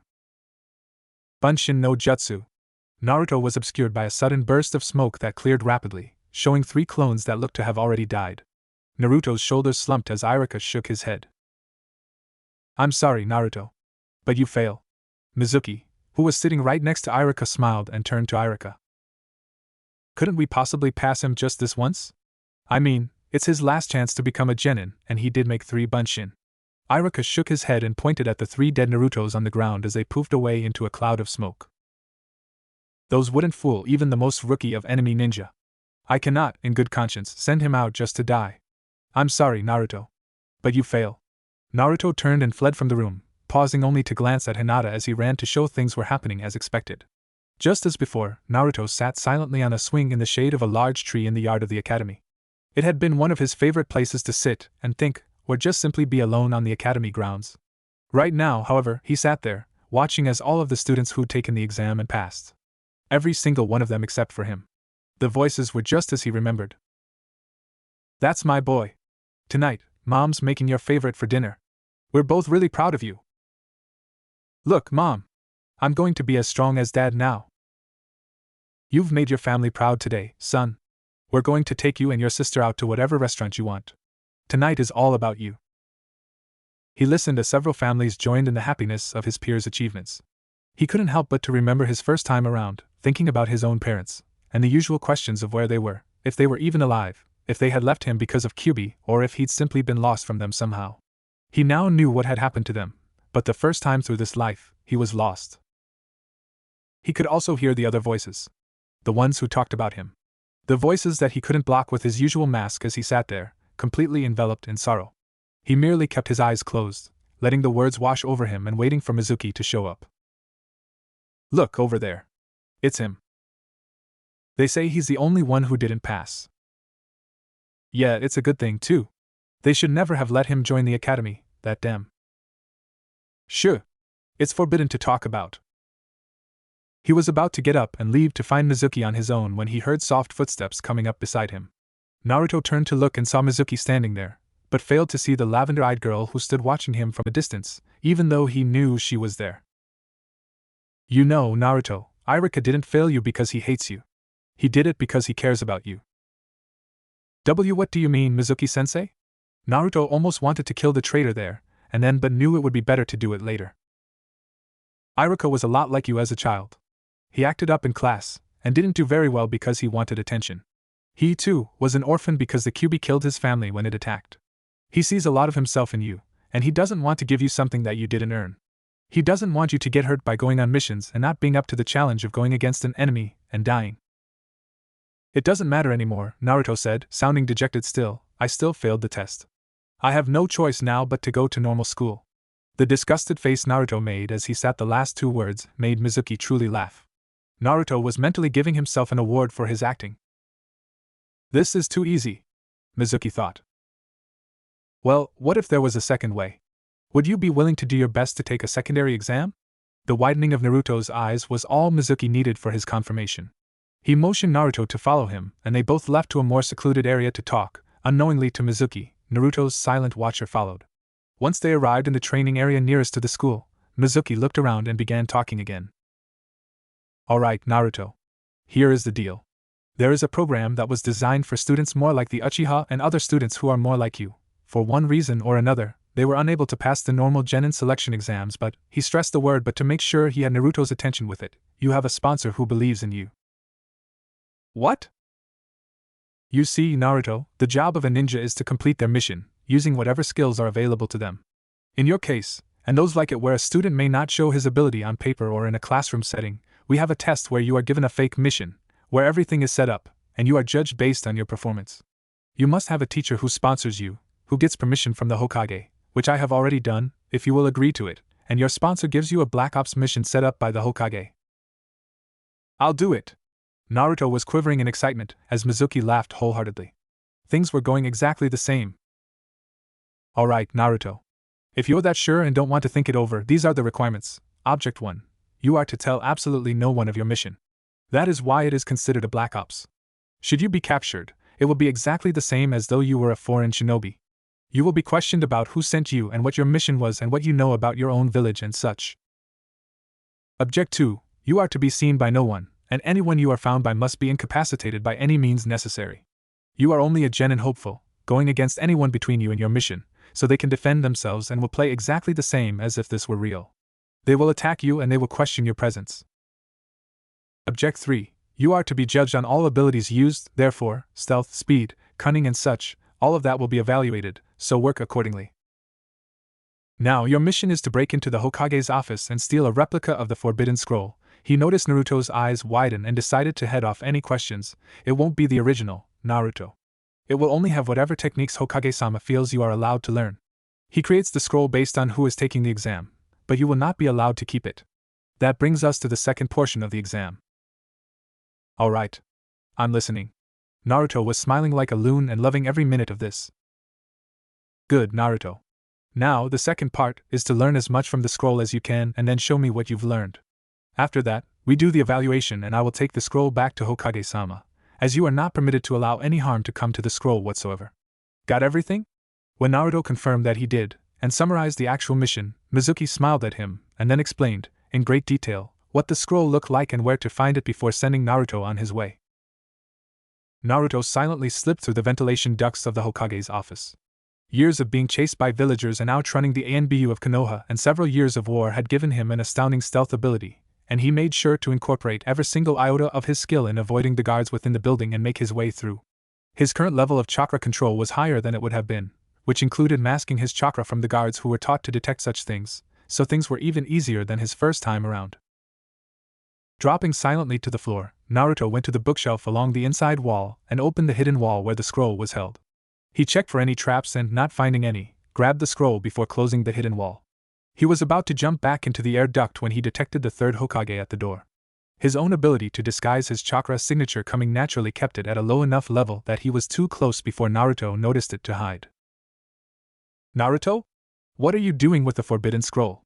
The Sandaime Hokage was coming back to get his pipe and was quite shocked to see Naruto with the forbidden scroll of all of Konoha's most secret techniques strapped to Naruto's back. The only reasons he could come up with for taking it all ended badly, so he hoped it was something other than Naruto planning to turn missing Nin. Heh, sorry you caught me, old man. I ain't gonna lose my final chance. This is one test I know I can win. Oiroku no Jutsu. Naruto disappeared to the Hokage's eyes, and when the smoke disappeared, an incredibly beautiful blonde woman with her long hair and pigtails to either side showed up. The truly magnificent aspect, however, was that she was completely and utterly nude. The older man's eyes couldn't miss the fact that her figure was perfect, or that the truly tantalizing bits were covered in wisps of smoke that seemed to caress her skin. He stood there, wide-eyed in shock as the beautiful woman in front of him turned her head down and looked at him through her eyelashes to speak in a very quiet and hesitant voice. Hokage-sama?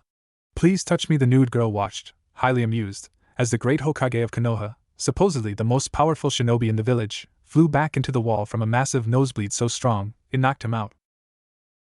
Naruto poofed back into his true form with a grin as he jumped into the ventilation system again, planning on making up for lost time and for having gotten caught. I swear, all of the adults in this village are perverts. Not that I can blame them. Ero-sensei's books are pretty great. He quickly made his way to where Hinata was hiding in wait and gave her the scroll. You want me to copy everything, correct? Hinata asked. Yup.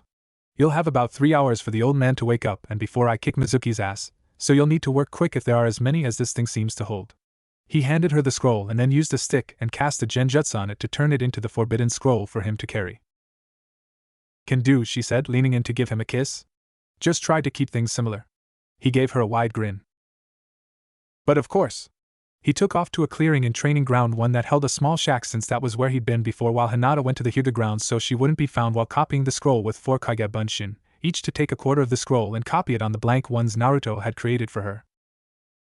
Iruka was laying in bed, wondering if he should have passed Naruto like Mizuki had suggested. It really wasn't that he didn't want Naruto to succeed, as it was quite the opposite, but he couldn't, in good conscience, send him out when he felt it would be practically like sending him out to his death. If Naruto wasn't able to perform such a simple jutsu, how could he hope to pull off the stronger ones? There was a natural order to things where you work your way up from weak to strong. Iruka couldn't help but see the similarities between himself and Naruto. The way they put on a show of sorts to those who looked at them, but didn't truly see them, being the class clown just to have people laugh with him rather than at him, and both being orphans. He was perhaps the only teacher at the academy that understood him in any way and didn't hate him for what he carried, and he couldn't help but wonder if he couldn't have possibly tried to help him out in some other way. Maybe spend more time with him on his chakra control exercises, or perhaps work on that specific jutsu one day after class until he could do it in his sleep. Iruka would have continued on his train of thought if a knocking hadn't sounded at his door. Getting up to answer it, he was surprised at who he saw. Mizuki? What are you? Naruto's stolen the forbidden scroll. Hokage-sama wants all Chunin and above at the tower. With that, Mizuki took off, making sure Iruka was right behind him. Naruto, what have you done? Iruka put on a burst of speed and pulled ahead of Mizuki while Mizuki was thinking something else. Damn it! I thought everything through so much. How could I forget to tell him to meet me in a set place? If it weren't for that, I could have already found the little brat and been out of here. He was well aware that his only real choice at this point was to follow Iruka, as he had a knack for being able to find Naruto when he didn't want to be found. Understand. I do not want Naruto harmed. I need to know exactly what is going on and how he knew where the scroll was at. Move out. Sarutobi's robes billowed harshly behind him as the large group of ninja in front of him jumped out of formation, searching for the boy. He called all of them as they were the ones who, mostly, didn't seem to hold any form of grudge against the boy. As he was walking back to his office, he couldn't help but think of the technique Naruto had used against him, a slight blush adorning his cheeks. Such a fearsome technique to be wielded by one so young, perhaps I should consider having it placed within the scroll, assuming we get it back. Oh Naruto, why did you take it? The Sandaime finally reached his office and sat in his large chair. He pulled out a crystal ball he frequently used to check up on things in his village. He used it now, to find Naruto. He had let Naruto get a decent head start due to needing to call out the ninja and having no clue how long he had been out, though he suspected only a few minutes. It truly was a terrifying technique. Naruto! What the hell do you think you're doing? Naruto was happy to finally see Iruka show up. He'd left the false scroll open just enough to show the steps to the Kage Bunshin technique and pretended to practice the night away, knowing that the Hokage had watched in his crystal ball. Iruka-sensei. I found you. No, you idiot. I found you. What did you think you were doing stealing the forbidden scroll? Iruka jumped onto the ground to stand near Naruto, who simply burst into a large smile. I can do one of the techniques off of the scroll. Does that mean I pass now? What? Taking a moment to step back, Iruka looked at the clearing and at Naruto, who looked to be nearly exhausted with how he was holding himself slightly hunched over. He was covered in dirt and sweat, and the whole clearing absolutely reeked of Naruto's chakra, and the location wasn't very far from the Hokage Tower. If he had planned on meeting some enemy shinobi or doing something more drastic like trying to learn his own techniques for having lost his chance for becoming a genin, Naruto knew of locations far more secure where he could practice and have far less of a chance of someone finding him. Well, aren't you here for the sponsored genin test where I was given a pretend mission? Naruto's memory of this event was forever etched into his memory, and he easily flew through the dialogue with Iruka. Naruto, there isn't another genin test. Tell me what. So it seems you found him at last. Naruto and Iruka turned to the branches in the trees above them at the same time as the voice of Mizuki spoke. Mizuki! So you're the one behind this? That's right, Iruka, Mizuki said with a sinister smile. Naruto! Give me the scroll! No, Naruto! Don't do it! Mizuki is just using you to get the forbidden scroll. Take it and run, I'll keep him busy. Iruka was inconspicuously trying to move between Mizuki and Naruto, using his sudden head movements and yelling as decoy to his whole body shifting as he moved. Naruto! Would you like to know why so many people hate and despise you? Would you like to hear about the secret that only you are not allowed to know about? Naruto adopted a look of confusion and looked between Iruka and Mizuki. What are you talking about? Mizuki, don't. Iruka couldn't figure out a way to get to Mizuki without leaving Naruto wide open for an attack. He hadn't thought before leaving his apartment, leaving him without shuriken or kunai. 12 years ago, the demon Kyuubi attacked Konoha. But it wasn't killed off like your history books tell you. A malicious smile grew over Mizuki's face as Iruka attempted to interrupt him. Don't listen to him, Naruto. Instead, the yondaime sealed the Kyuubi away into a baby. He paused for dramatic effect before continuing. He always did have a flair for the theatrics. You are the Kyuubi no Kitsune. That is why everyone in Konoha hates you, Naruto. You are the one who killed off entire families. Remembering that he'd fallen on his butt the last time around, which caused Iruka to jump into a Fuma shuriken to save his life, Naruto decided instead to stay standing, but put a look of shock on his face. Even Iruka hates you, Naruto. You killed his parents. Mizuki struck what seemed to be a heroic pose. And now, demon, I am going to finish you off for good. With the last word, Mizuki grabbed the windmill shuriken from his back and launched it at Naruto, who was still looking towards Iruka. As he heard Mizuki yell out while throwing the shuriken, he turned towards him, ready to block the shuriken if Iruka didn't block it like before. He watched as Iruka leapt in front of him and heard a slight grunt and liquid warmth cover his face. Naruto could see the pained expression on his sensei's face as he covered him with his own body, the large shuriken sticking out of his back. Iruka sensei, what? Seeing this happen all over again wasn't exactly something Naruto wanted to see, but he knew it all had to happen the same way. He still didn't like it though. I didn't hate you, Naruto. We were so much alike that I wanted you to be better than I was. Iruka coughed out a little blood before looking at Naruto and smiling sadly. If failed, he coughed again, wincing in severe pain as the shuriken shook above him. Naruto, he whispered, run. Don't let Mizuki get the scroll. Oh. How entertaining. So touching. Iruka, you actually fell for the demon's trickery. Mizuki laughed out loud as he commented. Iruka, you truly are a fool. Naruto. Give me the scroll now. He unhooked the last windmill shuriken from his back after speaking. Naruto, if he gets that, any of Konoha's enemies could come for us. Run. Naruto did exactly what Iruka told him. He grabbed the scroll and took off, ready to get the whole night over with. Iruka, you truly are an idiot. Now I have to find him all over again. With that, the silver-haired Chunin took off after his elusive prey. Sarutobi was extremely displeased with the way things were being handled. He hadn't expected someone on the inside to have used Naruto's insecurities and willingness to succeed as drive to steal the forbidden scroll. Why would he have? It wasn't even as much that Mizuki had tricked Naruto into pilfering the scroll to begin with, But that Naruto had done it with such ease. Had he not come back for his pipe, Mizuki may very well have gotten away with this. No one would have checked in on the scroll until it was next needed, which could have been months, or up until a new Hokage was inducted into office. At first, he was truly quite proud of Naruto for having learned the Kage Bunshin technique. He had come in not too long after he started it, and was amazed at how quickly he was picking it up. Admittedly, Sarutobi didn't know why Naruto had taken the scroll, but once he realized he was practicing the techniques, he knew it couldn't have been Naruto trying to pull this off on his own. Only a select few actually knew where the forbidden scroll was housed. As crafty as Naruto was, which sometimes scared the old man, he knew Naruto wouldn't have been able to figure it all out in one day, and he would have had no reason before failing the Genin selection exam to actually plan any of this. It was when Mizuki told Naruto about the Kyuubi, however, that he felt worse than anything else that night had made him feel. He remembered a few occasions when Naruto was younger that he had asked why the villagers seemed to hate him, or if he had some kind of disease that made the adults pull their children away from him. When this was all over, he knew he would have a lot of explaining to do. He just hoped he would be able to do so. Still, though, something seemed off about the scroll. Naruto was hiding behind a tree as Iruka fell to the forest floor. Iruka had just used a henge to fool Mizuki into thinking he was Naruto, while Mizuki attempted to use a henge of Iruka to fool Naruto. "You're a fool, Iruka." You saw the look in his eyes as he left the clearing. They were the eyes of a demon. He's going to use that scroll to destroy the village now. You realize that, don't you? Mizuki taunted.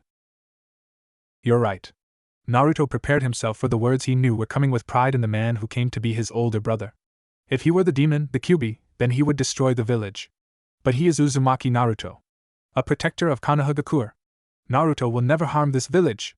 Naruto smiled widely as his heart swelled with pride. You're just deluding yourself, Iruka. I had planned to simply let you live, or kill you after taking care of the demon, but I think I'll kill you now. Die, Iruka. Mizuki launched the shuriken he hadn't thrown while they were still all in the clearing at Iruka, a gleeful smile over his face as he watched Iruka accept his fate and not even attempt to dodge.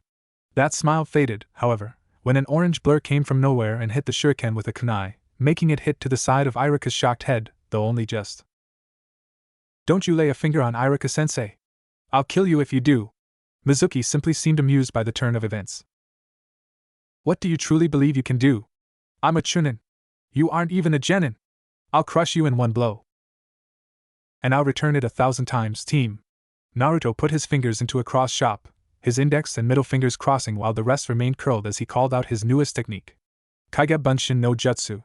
Suddenly, the entire forest was covered in smoke, and when it cleared, every available space was filled with a Naruto clone. Amazing, Iruka thought. He was able to learn a Jounin class technique in only a few hours, and from a scroll, no less. Naruto amazing. Mizuki, however, was nowhere near as thrilled. He gaped at the sight of 1,000 Naruto clones, spinning every which way in hopes of seeing a place where a clone wasn't occupying. What? Impossible. What's the matter, team? Weren't you going to kick my ass? The amplified voice of so many clones, not speaking fully in sync with each other, was mesmerizing. It truly made Mizuki feel helpless. No? Well, then why don't I make the first move? With that, 1,000 Naruto clones attacked the frightened Chunin, barely leaving enough for Ibiki in the torture and interrogation department. Just as he finished, the Hokage showed up with 4 ANBU, 2 of which took Mizuki to the hospital so he could be healed, only to be questioned later. The other 2 took Iruka for healing as well, but not before Iruka decided Naruto passed his genin selection exam, giving him his own headband as a sign of acceptance and trust. That, and a lack of any extras laying around as he wouldn't taint the experience by using Mizuki's, who he doubted would be wearing it any time soon. Naruto. Team selections are Monday. You had better be there, understood? A smiling Naruto shook his head that he understood while following the Hokage back to his office to explain exactly what had happened. Oi, old man. We've got to get Hinata-chan first. Curiously, the Sandame raised an eyebrow. Why is that, Naruto-kun? Naruto flashed his trademark grin as the scroll he had in his hands erupted into a cloud of smoke to become the stick it once was. I knew Mizuki-teen was up to something, so I failed the ninjutsu portion on purpose since he'd been trying to befriend me. I saw the directions for the Kage Bunshin before giving it to her, just in case he wasn't, and then cast that henge onto the stick. Hinata-chan is the only person I knew I could trust if it was actually a lie, since I couldn't tell you or Iruka-sensei due to the rules he gave me. Sarutobi and several of the ANBU raised their eyebrows in surprise. It was actually a good plan. No one would suspect the Hyuga heiress of having it. Why did you choose her and where is she? Naruto shrugged as he tossed the stick aside and began to walk. I chose her because she knew about my fears from the beginning and already agreed to help me in case something like this happened, he said, going into the scripted response when telling the Hokage what was happening. And we rendezvous, he trailed off as Hinata came from around the edge of the building about 30 yards ahead, here. Hello, Hinata-san? Out for a late night stroll? I do find them to be quite relaxing myself. Hinata smiled and handed the scroll to the Sandaime, who opened it to check its contents, and then quickly closed it back up. Did you get him, Naruto-kun? Naruto nodded. Yes, ma'am, he replied in mock seriousness. I have stopped the cruelty of the evil one and, OMPH. He was cut off as a smiling Hinata elbowed him in the ribs. Remember your decorum in front of Hokage-sama, she chided. Ah, he's just an old man OMPH.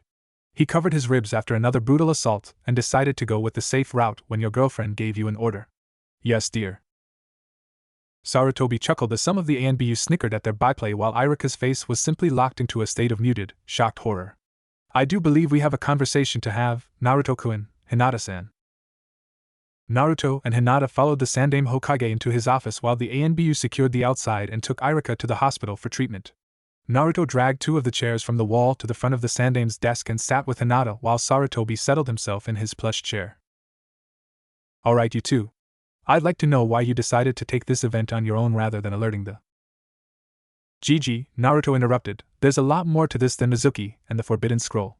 Naruto and Hinata had decided and agreed upon how much they were going to tell the aging Hokage during their second week back in time and the best way to go about getting their needs met. It was all hinging on getting him to believe them, however.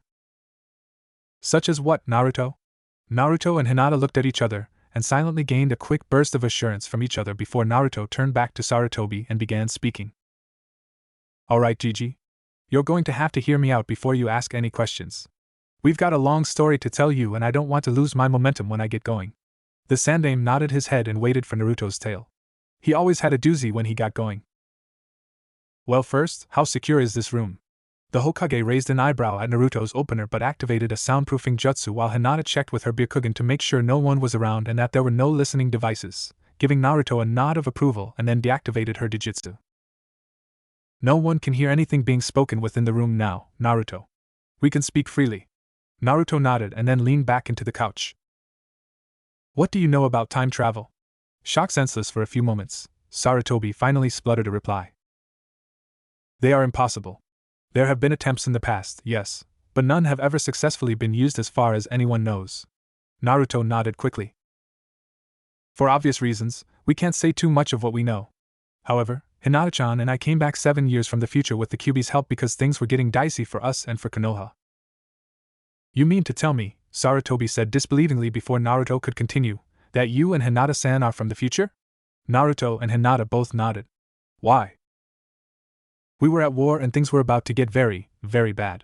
I had a jutsu that I planned to use that would take out enough of their numbers to leave them only outnumbering us 3-1 instead of about 7-1, Naruto said as the Hokage seemed to pale at the implications. Just for the possibility that this wasn't some sick joke. However, using it would have killed off Kyuubi almost immediately by using all of her power, and I would have followed after not much longer. She didn't want to die, so she offered us this. Who were we at war with? Orochimaru. Sarutobi sighed and pulled out his pipe and began smoke, hoping to get a slightly stronger hold on the situation. I don't suppose either of you can offer me any proof of this. Well, only our memories came back. No chakra, nothing physical came back and no physical changes happened because of the time traveling. So we could only really think of a couple of things that would work, Hinata said. This was a topic she made very sure to overrule anything Naruto thought to offer to tell Sarutobi when it would be too much. Something about what she said seemed off to the aged Hokage, but couldn't catch it right away and didn't want to dwell on it. What things were those, Hinata-san? Hinata gave a pointed look to Naruto, knowing that he knew what she wanted to show the old man. Naruto, always willing to entertain, held his right hand out causing a swirling mass of blue chakra to form in the palm of his hand. His increased chakra control making it nearly as easy as breathing. He looked up to see the Sandaime with a gobsmacked expression plastered across his face. Naruto, where did you learn that? Sarutobi felt a severe case of déjà vu as he watched Naruto form the Rasengan in his hand. Only 2 men had known that technique. One was an old pervert and the other was the Yondaime himself. Naruto simply let the technique die out as he smiled brightly. Ero-sensei taught me about 6 years ago. Suddenly seeing where he was going wrong, he amended himself. Make that in about 7 months. Hinata smiled and looked to the Hokage. We're also aware of who Naruto-kun's parents truly were. Namikaze Minato, Yondaime Hokage of Konoha, and Uzumaki Kushina, Jounin of what was formerly Whirlpool before Iwa's destruction of it. Sarutobi slouched in his chair as he realized that the two of them were either very sure of their information and created this elaborate story for confirmation, or they really were from the future. Only 7 people know of Naruto's lineage, and none of them would have said anything. So, it would seem you truly did come back, he said gravely. What are your plans now that you've returned? Well, Hinata began, the last time through, only my team had any actual specialization as trackers. Naruto-kun's team was generalized. And Kakashi team only taught me tree climbing in the year I was with him, Naruto interrupted her, getting a firm whack on the back of his head for his trouble. Anyway, Hinata continued, we would like you to put at least myself and Naruto on the same team. I was with Aburaim Shino and Inuzuka Kiba under Yuhi Kurenai, and she taught us quite a bit, so we can work well under her.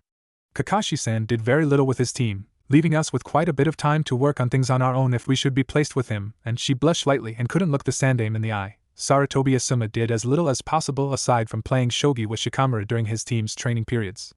We think he relied on the synergy of a Narekeyama group like their parents. Sarutobi's cheeks pinked lightly at hearing of his son's lackluster performances, but couldn't deny the likelihood that it was exactly what he may have done. However, he couldn't give them to a teacher who would teach them nothing. It would be a waste of resources and abilities. So you would like to gain a sensei for a more specialized purpose, then? What do you feel your objectives will be for the next several years? Well, we will need to gain skills to get information on Orochimaru, his people, Akatsuki, and any other potential enemies. Kumo and IWA took any chances they could to align against us, but we never figured out exactly when they joined up with Orochimaru. We know it was after the Chunin exams, but are unsure exactly when. Why are you sure it was after the Chunin exams? He asked, hoping there was a specific event that he could use to make Konoha shine where they may have failed previously. Naruto frowned and scrunched his forehead in thought. Well, Sound and Sand attacked us during the final stages of the Chunin selection exams when it was hosted in Konoha, so they would have attacked during that if they were going to. We were almost wiped out as it was. But I don't actually know why they didn't attack afterwards. Actually, Tsunade mentioned that one night after she had been drinking a bit, Hinata offered. Had Sarutobi not believed them before, that would have clinched it for him. Word spread through Suna and Oto about how you handled Gaara single-handedly, and they were worried that we had another Yondaime on our hands. She giggled at Naruto's surprised expression. Well, think about it. Gaara is well known as a Jinchuriki of Shikaku and survived, unscathed from over 100 assassination attempts and all of his missions, and you defeated him. They were worried about what you could have done in an invasion situation without having to face a Jinchuriki who released his demon. Naruto smiled brightly, scratching the back of his head in amusement, while Sarutobi looked back and forth between the two of them. What are you talking about? He knew about Sabaka no Gaara. Any major leader knew about him since Suna never bothered to keep the status of their Jinchuriki a secret. It was widely known that his seal was the weakest available, and they had hired Jiraiya to look at it in the past. If he joined in the fighting, then they had to have lost the majority of their numbers. Well, at the time of the invasion, Gaara was still pretty homicidal and killed pretty much anyone. I fought him and won, even after he let Shikaku take full control and possess him. Sarutobi leaned back and took in what he had heard for a few moments before deciding he'd have to think things over before making any real decisions. Until then, he could help the two out in any way possible. Is there anything you feel you can tell me that I should be wary of in the coming months and years? During the finals at the Chunin exams, Orochimaru, who will be under the guise of the Kazekage after killing him, will have you trapped in a barrier of some kind and summon the first 2 Hokages. You end up using the Shikifuin to kill those 2 and take Orochimaru's arms, which forces him into taking a new body to survive, Naruto said. It is that very action, as the jutsu to do so can only be used every 3 years at minimum, that gives us 3 years to wait for him after Uchiha Sasuke defects from us to gain power to kill Itachi. After your death, Ero-sensei and I go to bring back Tsunade and her assistant, Shizen, to be the Godaime Hokage. During the next 3 years, I go on a training trip with Ero-sensei to learn to control the Kyuubi's power, seals and better taijutsu while Sakura learns from Tsunade. During this time, we lose forces and thanks to hit and run ambush tactics by Orochimaru and Akatsuki devises and implements their plans to gather all of the Jinchuriki for their ultimate weapon, though we have no clue what it is or what their motivations are. Naruto held up his hands in a helpless gesture. As much as I hate to admit it, you're using that technique on Orochimaru to force him to change bodies so quickly is what gave us those 3 years reprieve from most of Orochimaru's plans. He had put everything on hold to train up Sasuke so he could steal his body and not have as much work to do on it, so we'll have to try and figure out a safer way to take his arms from him, Naruto finished, leaning back. I'm afraid that's all we can tell you without going into details of pretty much everything, or things that won't matter. Sarutobi sighed and rubbed the bridge of his nose. Very well then. I will think over what you have told me and form the teams accordingly. He looked almost desperately at the two in front of him as an idea struck. What about Sasuke? Do you know of any ways we may be able to keep him in Konoha? Both shook their heads.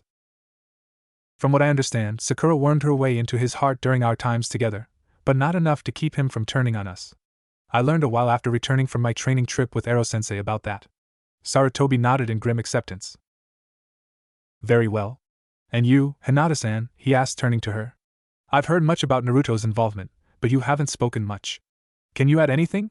Hinata shrugged and looked apologetic. Naruto-kun was in the middle of everything that happened. The Chunin exams, the invasion, Orochimaru, Sasuke and the Akatsuki. In my case, my team worked together as trackers until Naruto returned. After that, and after Sakura-san's death at the hands of Sasuke, Tsunade took me on as an apprentice for 2 years before we came back, with the occasional mission with Naruto-kun to try and retrieve Sasuke from Orochimaru's hold. I wasn't a part of much that had happened until the war started. I haven't even managed to learn her super strength technique yet, though I understand the theory for the temporary version. The Sandaime steepled his fingers and nodded. I understand. I will think about your needs in the future and attempt to think of how best to use your talents for what is to come. Have you both participated in the skirmishes in the war? He asked, getting nods. If you're trying to find a delicate way of asking if we've killed, then yes. If you mean planning anything or being in on the intelligence, then only partially, Naruto said. The council forbid me from participating with anything I knew, regardless of its use, since they feared I may work against them, and most of what I learned came from Hinata-chan, since she was allowed to be in there with the Hokage during their strategy meetings. Alright. I think I have everything I need. If you feel you need to give me any new information, please don't hesitate to offer it. I understand you do not want to change too much of the future to make your knowledge obsolete, but it is also not a good idea to rely on it so much that you lose focus of where things change. Both Naruto and Hinata's eyes widened. They hadn't really considered that they could rely too strongly on their knowledge, but they suddenly realized that they were changing things incredibly by simply changing the teams, no matter how necessary it would be. I will create the teams and see what I can do about finding you a compatible third member. While I think it may be a good idea to put you with Sasuke to keep an eye on him, I'm worried about keeping you active with 2 members and a third who is unfamiliar with your methods. Sarutobi shook his head to clear it and grew stern-faced. I will place you both on classified S-class missions to find and eliminate Orochimaru and the members of Akatsuki as you can. This will be an ongoing mission, so you will be paid accordingly. I will also count this event tonight as an SS-class mission by labeling Mizuki as a traitor who knew a lot more than we thought he would to begin with, and give them to you as separate missions since you both did something different, he told them, making their eyes go wide. An SS-class mission would keep Naruto paid and in comfort for a few months, not counting the ongoing one where he would be paid continuously. This will also allow me to classify the missions so only myself, and those I tell will have any information on this. I can think of no safer way to protect it than the Hokage's personal mission vaults. Aside from the rank in your genin files, no specifics aside from your return status can be obtained. I am doing this in part for the information you've been able to provide, but also, so you can buy any equipment you may need, so you can buy whatever you need to outfit yourself and get yourselves back up to speed. Do you have any questions? Both shook their heads and Sarutobi deactivated the soundproofing seal in the room. Thank you for your information. I'm sure Mizuki can fill in the rest. Realizing they were being dismissed, both Naruto and Hinata bowed and turned to leave before Naruto turned back to him. Oh, old man. In about 3.5 months, you'll get an escort mission from an old drunk called Tazuna to the land of Wave. He's a bridge builder. I need my team on that mission. Quirking an eyebrow, Sarutobi asked the follow-up question. Why is that, Naruto? Well, when I went there with Team 7, there were 2 missing nin. They were killed during the fight at the bridge where Sasuke activated his Sharingan, and they learned that they were betrayed by their employer, but I think I may be able to get them on our side. One has a powerful bloodline and the other is a member of the 7 swordsmen from Mist. I'll see what I can do, Naruto. With a smile, Naruto left with Hinata, who was waiting at the door for him. Once he was alone, the Sandaime looked around suspiciously before stomping his right leg onto the ground with a pulse of chakra, causing a hidden latch to pop open and a large bottle of sake was pulled out with a grunt and heavy sigh. I need a bigger bottle. Naruto and Hinata worked the rest of the weekend on testing most of the ninjutsu they knew and adapt themselves to using them with their current chakra control and reserves. Naruto in particular was thrilled that the Rasengan itself was so much easier for him to use. Even adding in his wind element into it was a simple thing for him to do. He just had to limit himself from using it since Genin didn't work with nature manipulation. Hinata, however, was thrilled with her own personal skills. All techniques aside from the techniques she knew that were traditionally non-Hyuga, she was able to use as freely as she wanted. The only things she had to limit herself from using were some of the more advanced medical jutsu she had learned from Tsunade. She kept most secret like Naruto, but was more than pleased to show them off later. So, why haven't you tried to summon any toads? Hinata was currently leaning against a tree as she sat and relaxed after their latest sparring session. Naruto was hanging upside down from the branch above her by his feet with chakra and batting her hair back and forth like a cat with string. Well, Kyuubi mentioned that we would be able to summon her before we came back, right? He paused only a moment to watch her nod. She's been asleep since we changed the seal, so I haven't been able to ask her about that. I'm worried about trying to summon a toad before I sign the contract again. I may try to summon a toad, but might accidentally summon her instead, especially since I haven't technically signed the toad contract in this timeline. And she said she could control her size, but she would be big the first time, so I didn't want to risk it anywhere near Konoha. Ah. Good point, she said, leaning back comfortably. Who do you think the old man is going to put with us? I'm not sure, she said. I suppose it depends on what he does with the information we gave him. He could put us with Sasuke to keep an eye on him and possibly take him out if it comes to it, or Shikamaru for his mental aptitude or Shino for his Kikai bugs and what they can do. She shrugged, showing she wasn't really overly concerned while Naruto nodded in agreement. Unless he decides to put us with someone totally new or leave us as our own two-person squad. Hinata giggled as Naruto began to bounce in place, but laughed outrageously when he bounced too hard and jumped into the ground. We'll just have to see when we get there, Naruto-kun. Now come on, I'm being forced into dinner tonight at home, but you can buy me lunch, she said, grinning as she helped him up. And no ramen. Cheeky little minx, aren't you? Naruto had been so excited that he'd actually tricked the two leotard-clad men his mornings had been reserved for to run around the village as fast as they could, giving him the opportunity to leave early. When he arrived back at his apartment, Hinata was already there and laying on his couch, waiting for him to show up so they could go to the academy. As was their new custom, Naruto and Hinata walked into the classroom that Monday, both sitting in the back of the classroom where they had been for the last whole month. I'm so glad you don't plan on trying to kiss Sasuke this time around, Naruto-kun, Hinata said, her expression anything but innocent. You know very well that wasn't a kiss. And I didn't want to do it. Hinata snickered and hugged Naruto's arm to herself. Of course, Naruto-kun. I believe you, she said, sounding anything but sincere, causing Naruto to grumble good-naturedly as Sakura and Ino came in and took a seat 2 rows away from them, 3 rows from where they knew the Uchiha to sit. I wonder why they aren't fighting over Sasuke like last time, Naruto murmured to himself. He looked where he knew Sasuke was supposed to be but found him not there yet. Oh, they showed up earlier than they did last time. They even seem more civil towards one another and aren't fighting over him yet. Beside him, Hinata blushed, thinking Ino may very well have taken her advice. Sasuke-kun. Both Sakura and Ino rushed to surround both of Sasuke's sides as he sat in his seat, latching onto his arms like squealing, giggling leeches. Maybe she didn't, Hinata thought. All right, you lot. Sit down and shut up, Irika commanded as he walked through the door with a clipboard in his hands. Congratulations each of you. You're genin, and he was cut off as the most of the students cheered for themselves and their accomplishment before getting them back under control. Then, he explained how the life of a ninja was to take their missions and protect their village until they were unable to do so any longer. At this point, Naruto laid his head on the desk and toned everything out until Hinata's elbow in his side brought his attention back in the middle of team placements. Team 7, Haruno Sakura, Inuzuka Kiba and Uchiha Sasuke. Yes. Take that, I know pig. Sasuke is all mine and… Sit down and shut up, Sakura. Irika yelled, already in a bad mood thanks to the Sandaime changing the teams to his own placements. Your sensei is Hatake Kakashi. Team 8, Hyuga Hinata, Uzumaki Naruto and Yamanaka Ino. You actually have 2 teachers, Yuhi Kurenai and Mitarashi Anko. Suddenly, Naruto screamed bloody murder and flew back out of his chair onto his butt. You mean you're sticking us with that psycho snake chick? His eyes moved back and forth as if expecting her to pop up out of nowhere. The entire class at this point was looking at him with wide eyes. Is there a problem, Naruto? Iruka asked, rather surprised at the boy's actions. While the adults held a tendency to look down on her for her past, he honestly wouldn't have thought Naruto would be one to follow suit considering his own unique history. She hasn't exactly liked me since a few years ago when I pranked her by lacing her dango with laxatives, he mumbled, currently looking under his desk. That was you! An enraged shout from above the ceiling tiles in the corner of the room brought everyone's attention back again as the tile in the corner broke and an enraged Anko dropped down, fury in her eyes. I was on my way to a month-long border patrol mission, you little shit! Kurenai poked her head down from the hole in the ceiling, pinching the bridge of her nose.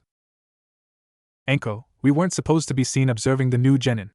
Anko seemed to ignore her as she drew a kunai in each hand. You're mine, ramen boy! Naruto let out a squeak as he dodged each of the kunai she sent his way.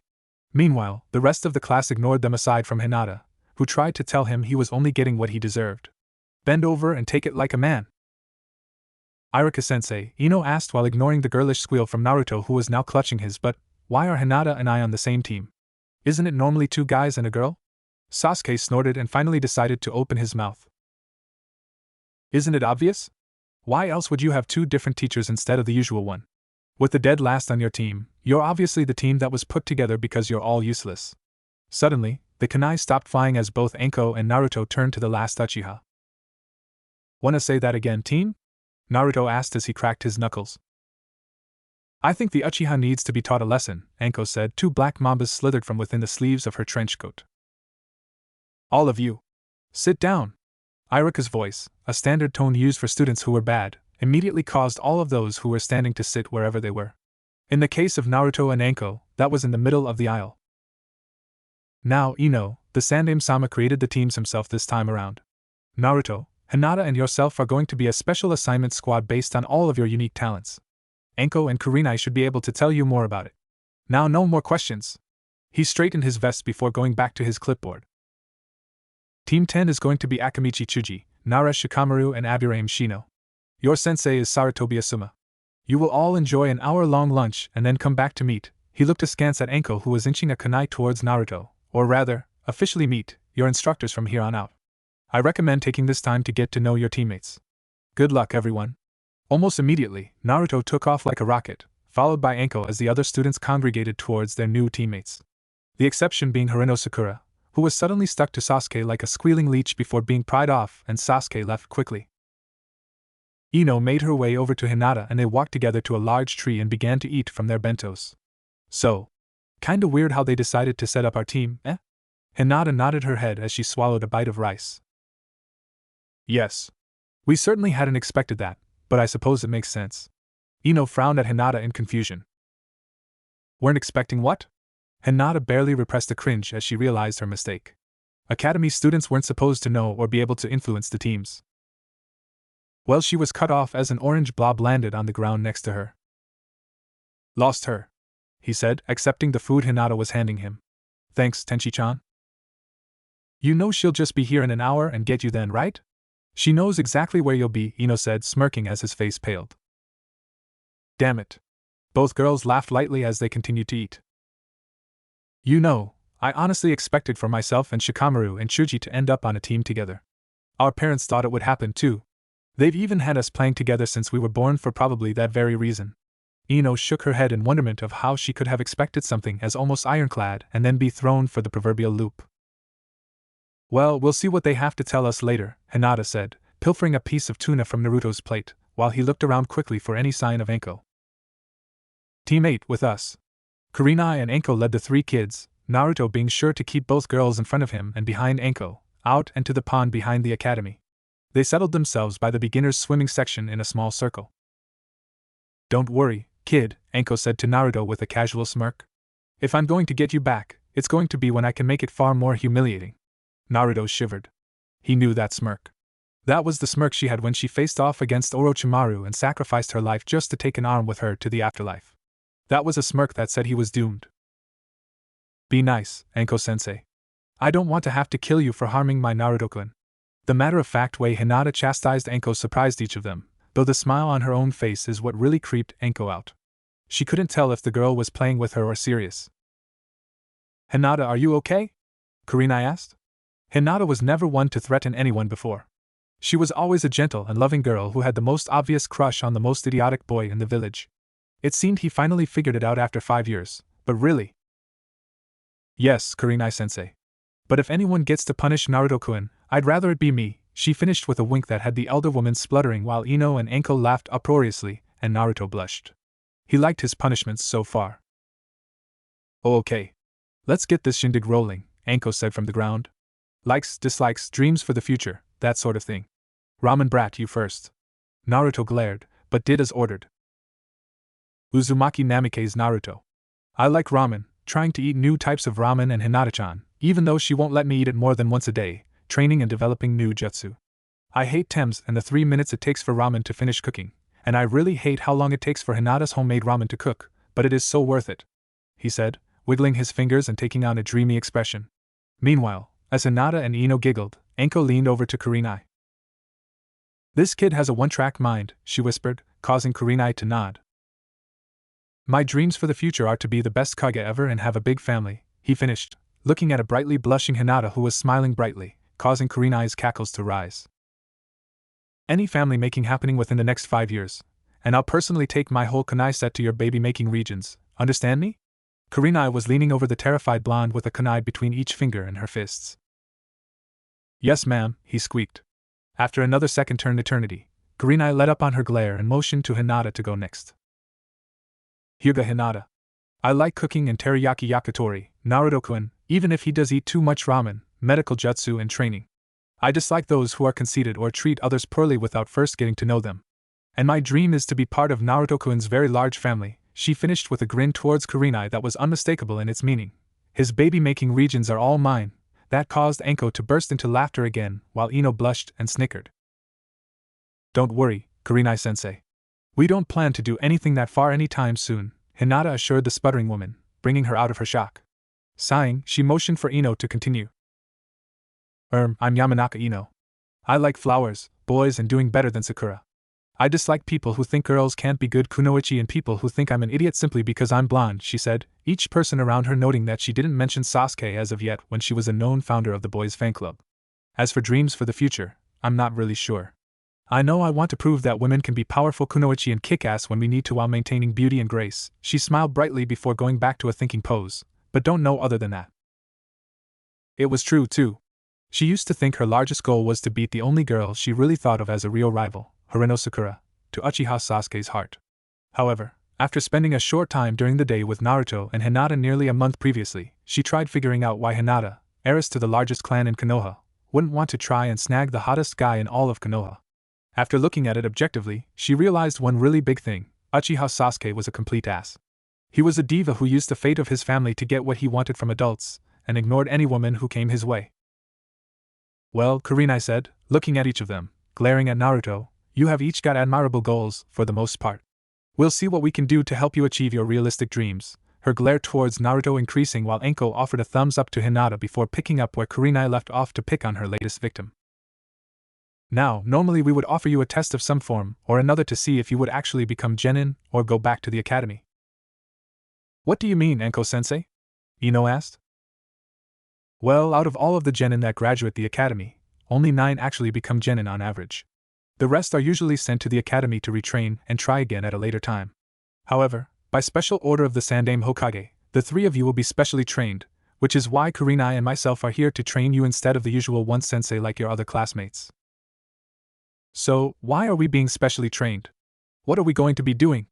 Both Kurenai and Anko frowned slightly as they glanced at each other. While Naruto and Hinata knew what was going on, they didn't, and Ino knew that look between her parents enough to know that the two of them weren't totally pleased with whatever situation they were in. We aren't sure what he expects you to do, but we know that he wants us to train you with everything we know: assassination, espionage, trapping, tracking, infiltration, and anything else we can think of that you may need to know, Anko said, noting Naruto and Hinata looking calm and collected while Ino's eyes were about to fall out of her head. What the hell do they expect us to do? Take on an army all on our own? She shrieked, causing Kurenai to raise her hands in a warding-off gesture as Anko snorted. You won't be going after an army on your own, Ino, Kurenai said, smiling gently before Anko picked up again. Yeah. And besides, you and the other girls in your class spent so much time fawning over the Uchiha prick that you're way behind in strength, speed and ability compared to any kunoichi who could handle a real-time battle, she said before noticing a fierce killer intent coming from Hinata. Wide-eyed, she looked at her before wincing. Well, out of his fangirls, that is. Hinata nodded in a damn straight manner before leaning back. Anyway, you three won't be tested to see if you make genin. The Sandaime told us that you were to pass no matter what, but that we could test you to see where you stand in a real-time environment. Each of the new genin raised an eyebrow as Kurenai finished, and Anko's predatory smirk hinted at the glimmer of happiness in her eyes. Alright, you three, Anko said, rubbing her hands together. Test time. Naruto dodged left and leapt off the side wall of the hallway and over the hail of kunai and poisoned saban as they thudded into the space he just escaped from as Hinata ducked and rolled past an ice jutsu that launched from a seal in the wall behind him. What the hell is wrong with that bastard? Naruto used a quick kunai swipe to break a spearhead that came from the carpeted floor that had nearly taken out his baby-making region, while Ino dodged more poisoned saban in the room behind him.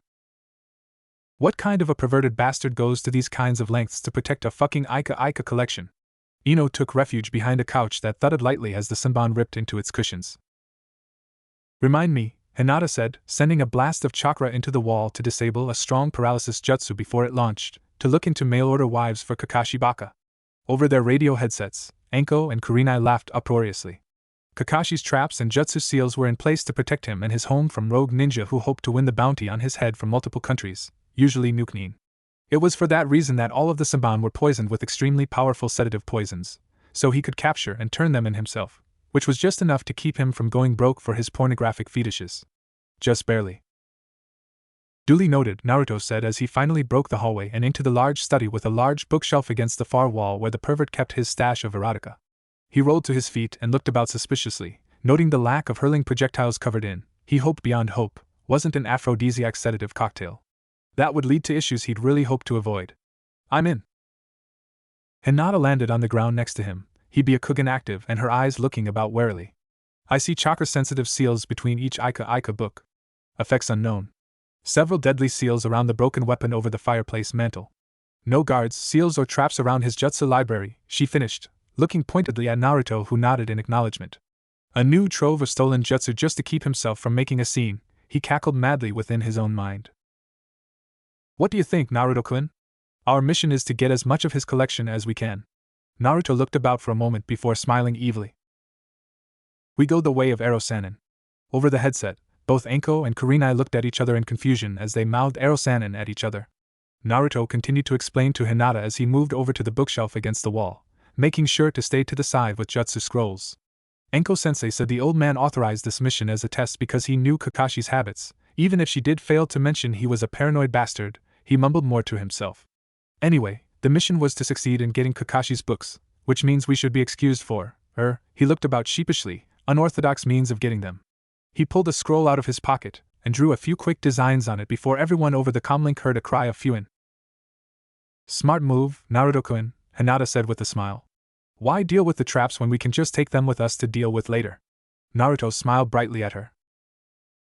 Thanks. Naruto quickly wrote out a ransom note for the trove of purloined smut, and left it stuck to the wall where Kakashi would be sure to notice it. Guys. I've got something in here, also. Ino called from another room where she was checking for any additional targets. Naruto palmed his face and groaned into his hand. How much damn porn has this pervert got? Hinata patted him on the shoulder comfortingly. You knew he was a pervert, Naruto-kun. It really was expected, after all. Naruto was not very sure if he was glad that he had never seen such horrors in his last time around, when he was a more impressionable youth, or if he wished he had so he would have been more prepared for the spear that had been aimed for his crotch. All bloody 4 of them. I know, but I never knew he was this bad. Ignoring him, Hinata used her Byakugan and looked down the hall. Most of the traps were tripped at once when you reached the middle of the hallway. If we run through from this side, we should make it out just before we get attacked again. Naruto nodded and they rushed through, making their way over to Ino who was in Kakashi's bedroom, just at the doorway. What is it? Naruto asked, looking about the room only to be disgusted. That is just wrong. He noticed a large, plastic doll that was blown up and tucked into the bed on one side with a stack of erotic magazines at the side of the bed with crumpled tissues all over the room and a small television against the wall at the foot of the bed, covered in loose videotapes. Beside him, Hinata dry heaved. There is no way in hell I'm going into that room, Naruto-kun. Ino nodded mutely in agreement. Are there any traps or anything we need to worry about? He asked, ignoring her remark. Shuddering in disgust, she activated her Byakugan and looked about. The window is heavily trapped, especially on the outside, but there's nothing in the room itself aside from. She trailed off with a cringe, aside from evidence of his lonely lifestyle. Naruto entered the room slowly as both girls took either side of the doorway and worked their way outwards. As he got to the television, he noticed a tape halfway into the VCR unit. Looking at the title, he saw Anko torturing Kurenai, 1 hour, 27 minutes. Not remembering anything about this from his past, and knowing that both women considered each other close friends, he snatched the tape out and looked at another tape next to the TV, seeing Anko and Kurenai, Dirty Escape, 2 hours, 12 minutes. Frowning, Naruto put all of the tapes into a box on the floor filled with many others, but some on the top with different names, and sealed it into the scroll next to the bookshelf. This could be serious. Hinata-chan and I are going to have to go over these and make sure he hasn't been using his Sharingan to make them hurt each other. He looked over to see both girls were unaware of his activities. Hinata knew him well enough to ask questions later, but Ino would cause trouble where the two women in question may be brought into it, and there was no telling what they would do if it was found out. At least this way, they could make a case and bring it to the Hokage if needed. Either of you two ladies find anything else? Ino held a hand over her mouth and nose and used a kunai to move a crusty pair of boxers from over a magazine on the nightstand. Nothing I want to remember, she said as Hinata tiptoed away from a stack of crumpled and used tissues in the corner furthest away from the door. There's a waste basket under all those used tissues, Naruto-kun, and an old scroll. She brushed imaginary dirt from her clothes frantically for a moment before looking at him with pleading eyes. There is nothing of use in the rest of here that I can see. Can we get out of here now? I feel dirty. Naruto nodded. All right. We've got everything we can get, and Kakashi should be meeting up with his team at any moment, and he never stays at meetings longer than he needs to. Oh, thank Kami, Ino said, throwing her hands into the air. This guy is more pathetic than. She paused with a blank look on her face before she threw her hands back up again. Well, there are too many people to say, but everyone, I suppose. Hinata giggled as Naruto smiled brightly at her. Ino-chan, you are going to be perfect for this team. Ino struck a pose and smiled beautifully at him. Naturally. Following Hinata's directions to step as she stepped, they made their way out of Kakashi's home, the path much easier since the traps and dangers were mostly already tripped before they even knew they were there and forced to use Hinata's Byakugan. Alright you guys, Kurenai said, amused, as they all met at the rendezvous point. You seem to all be in one piece. Did you complete your mission? Ino bounced up in her seat and flashed the victory sign. You bet, sensei. She changed her expression from happy to furious as she placed her balled-up fists on her hips. But you should be ashamed of yourselves for sending us into that pervert's house. It was horrible in there. Kurenai had the grace to look sheepish while Anko outright laughed at Ino. Girl, it's time you learned that all men are perverts. I mean, look at Naruto, she said, gesturing to the blonde who was simply sitting and watching the proceedings. The first day we met, and he was talking about making babies with his little girlfriend, there. Hey! Everyone ignored Naruto's squawk of indignation. Now, I'll freely admit that Kakashi is one of the worst, but you have to suspect that every man's intention, she ignored, but noted, Naruto's killer intent, is to get into your pants. Or rather, get you out of them. Deciding that was enough of a potentially dangerous conversation, Kurenai interrupted Ino's retort.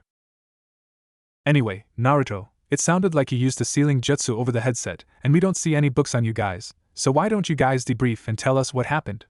Naruto nodded and did as he was ordered, slipping easily into debriefing mode and standing at attention. Mission objective was to gather any and all Ika Paradise volumes found within the residence of Hatake Kakashi. After breaking into Hatake's home, we found a massive amount of mostly offensive traps set strategically and defensively. All volumes were found within a study on a single bookshelf that also held a multitude of jutsu scrolls and other miscellaneous things. Each volume was protected with an offensive seal. I used a simple storage seal to take the entire bookshelf, with the intention of copying all jutsu and to give ourselves as much time as needed after we were away from the scene to deal with the frightening amount of defensive measures the lonely and obviously depressed pervert took to keep his erotica safe. Hinata palmed her face as Naruto added in his own unique spin to his debriefing. I also left a ransom note stuck to the wall in case you wanted to do anything with this later or if you want to leave a few extra notes and make him run through some hoops, he said, shrugging. Either way, it wasn't signed and cannot link to us in any way. And since we'll either never give them back, or give them back later, we may as well make the pervert pay for them. Kurenai blinked owlishly as Anko burst into laughter and clapped Naruto on the back. Ha! We'll make a ninja out of you yet, kid! What did the note say, exactly? Kurenai asked. I didn't want a lot of words, so I wrote your protections were not enough, copycat. If you desire your collection back, eat at Mariki Barbecue on Sunday for lunch, and you will receive your instructions, Naruto shrugged. I figured that, if you wanted anything done, we have 5 days to plan and 1 to execute while doing what we can to take on the role of his waiter or waitress. Wide-eyed, both Anko and Kurenai looked at each other and smiled. The kid just set up a perfect assignment for what they were supposed to be learning from them. Well, it looks like we have a team. The 3 genin smiled proudly at each other, pleased with their accomplishments that day. Since Naruto gave us a golden opportunity, we'll work on what we want to happen next Sunday.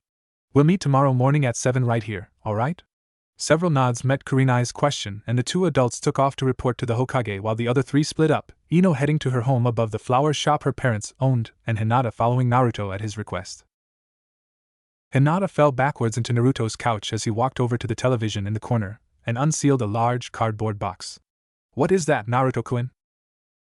This is why I had you come over, he said, taking out the tape on top and tossing it to her. Her eyes widened as she saw the title. There are a couple with their names on them, so I thought we should see what they are in case he's been using his Sharingan to force either of them into hurting the other. They were best friends in the past. He scrunched up his face before backtracking. Well, our past, anyway. And we never heard about this, so I thought we should look through the tapes and see if we can build a case to take to Gigi if we have to. He took the tape back from her as she got up to look at the titles in the box. How could we have not known about this the first time through? Hinata asked, furious at Kakashi's actions. Kurenai was all but a mother to her the first time through in her life, and Anko, while not nearly as close, was around quite often when Hinata would stay at Kurenai's an extra day or 2 after long missions or after late training nights until Kurenai had started to see Asuma romantically just because Kurenai didn't want Hinata at the Hyuga residence any more than Hinata wanted to be there. What channel does this damned VCR have to be on to make it work? Naruto whacked the top of the black box in frustration as Hinata noticed a new title on one of the tapes, Women's Bathhouse, Anko, Kure, you? Naruto-kun? I don't think these are what we think they. She was cut off by a sudden scream of pain from the now working television and the sound of Anko's commanding voice. Moan for me, my pet. There was a smack as Anko used a flat leather stick against the bare bottom of Yuhi Kurenai, already a bright pink from abuse. Kurenai, who was on her knees and tied to the center of a room by a rope and collar around her neck, did as she was told and moaned through a red, rubber ball gag in her mouth. Oh sweet Kami, Naruto said lifelessly, his eyes glued to the screen. Hinata, her mouth wide open, moved over closer to where he was standing and stared blankly at what she was seeing. I had no idea they were that they did. Her voice trailed off as they saw what happened next, their eyes widening. Very good, pet, Anko said, actually petting Kurenai on the head before removing the gag and standing in front of the still kneeling woman. Now then, be a good girl and please your master. The 2 genin stood in morbid fascination for the next half hour as they watched one of their senseis torture and force the other into pleasing her before the 2 women eventually stopped, kissed and made up, and then left the room, both giggling like Sasuke's fangirls. They watched the empty room on screen for several minutes before they saw Kakashi enter through a window with a canvas sack over his shoulder and take down the camera, watching the door suspiciously the entire time. Hinata-chan, Naruto began, his voice wavering slightly from shock. Was that? I'm not sure, Naruto-kun. Both of them sat heavily into his couch as they tried to process exactly what they had witnessed for several minutes before Hinata broke the silence. I think that, because of all of the titles I saw, that Kakashi has hidden cameras around Konoha. Naruto's eyes widened. What? Hinata nodded as she walked over to the box and grabbed several titles she'd last been looking at and handed them to him. Each of these lists different locations and people. The majority of them are labeled as either a bathhouse or as being a part of the red light district. She looked sadly at the large box and what had to be several hundred hours of broken privacy and stolen moments. Naruto looked to be about ready to pass out. But Kakashi was always a pervert, but this is he's a bloody pervert. Why the hell doesn't he get a girlfriend, for the love of Kami? Naruto was truly beginning to wonder about his involvement with Meito Guy. There was an awful lot of enthusiasm and large number of challenges between the 2. I don't know, Hinata said, shaking her head, but I think we should mention these to Kurenai-sensei and Anko-sensei, along with why you thought to hide it from them earlier to be safe, and see what they think we should do about it. Naruto nodded before suddenly jerking back. Hinata-chan, we just watched as both of our sensei got it on, and you want us to tell them about it? He asked incredulously. Hinata simply nodded. We don't have to tell them how much we saw, just what we saw. If they were being controlled, they will realize that, and then we can get this taken care of. If not, she shrugged, they will probably just kill him. Naruto snorted and agreed. Fine. But I still feel like this is going to end badly. Hinata pulled him up from the couch with a groan and pushed him towards the box. Just pack those up again and let's go ask Kurenai-sensei. I won't feel right if we don't get it done sooner rather than later. You know, he said as they exited his apartment, if he did just put up hidden cameras, they are probably going to ask for a king's ransom for his books back. Hinata just giggled. Hinata knocked on the door to her favorite sensei's home while making sure to keep a good hold on the rather fidgety Naruto. It was only a few moments later before Mitarashi Enko opened the door with a raised eyebrow. Is there something we can help you with? Yes, Enko-sensei. We would like to speak to both yourself and Kurenai-sensei if we could. Please and thank you. Enko stepped back and motioned them in, which she was mildly amused that Hinata had to practically drag the shaking Naruto in. She led them to the sitting room where Kurenai was sipping at her tea before looking up worriedly. Is there something wrong, Hinata? Kurenai watched as Hinata forced Naruto to sit down on the couch, and then sat next to him, holding him in place, and apparently using a lot of force to do it. Possibly, Kurenai-sensei. This is actually about something Naruto-kun found within Kakashi's home. She turned to Naruto and gave his arm a squeeze. Naruto-kun? He sighed in defeat as Enko took her seat next to Kurenai. While we were in Kakashi's bedroom, I noticed a cardboard box next to his television and a videotape sticking out of his VCR. He looked around as if checking for quick escape routes before continuing since Hinata had a firm grip on his arm. Anyway, I read the tag on it, and it said Enko torturing Kurenai and a time frame. Worried he may have used his Sharingan to make you do something and then forget it, he rushed, not noticing the wide eyes and pale faces of the two women in front of him. I took the tape and the box and sealed them as well so we would have the evidence if needed. He squirmed in his seat, watching the floor and scratched the back of his head. Anyway, Hinata-chan and I popped it into the VCR to see if it was as bad as we thought, and well, he trailed off, not wanting to say the rest. We saw the two of you playing a bondage game, Hinata supplemented for him. We then saw you leave and Kakashi enter through a window and take down the camera. Hinata saw both women pale when Naruto mentioned the title to the tape and felt that, while Kakashi had certainly done something wrong, both women knew exactly what was on the tape and felt assured that it was nothing more than a hidden camera after knowing what the two women did together. After a few moments of tense silence, Kurenai decided to speak. I suppose you would like an explanation of what you saw then. Kurenai and Enko both shifted uncomfortably, not really thrilled to have such a conversation with two 13-year-olds. Actually, Hinata said, knowing Naruto was all but useless in his embarrassed state, we just wanted to be sure it wasn't something that Kakashi was forcing either of you into without your knowledge or consent. While it seems you did this on your own, he must still be held accountable for his part in it.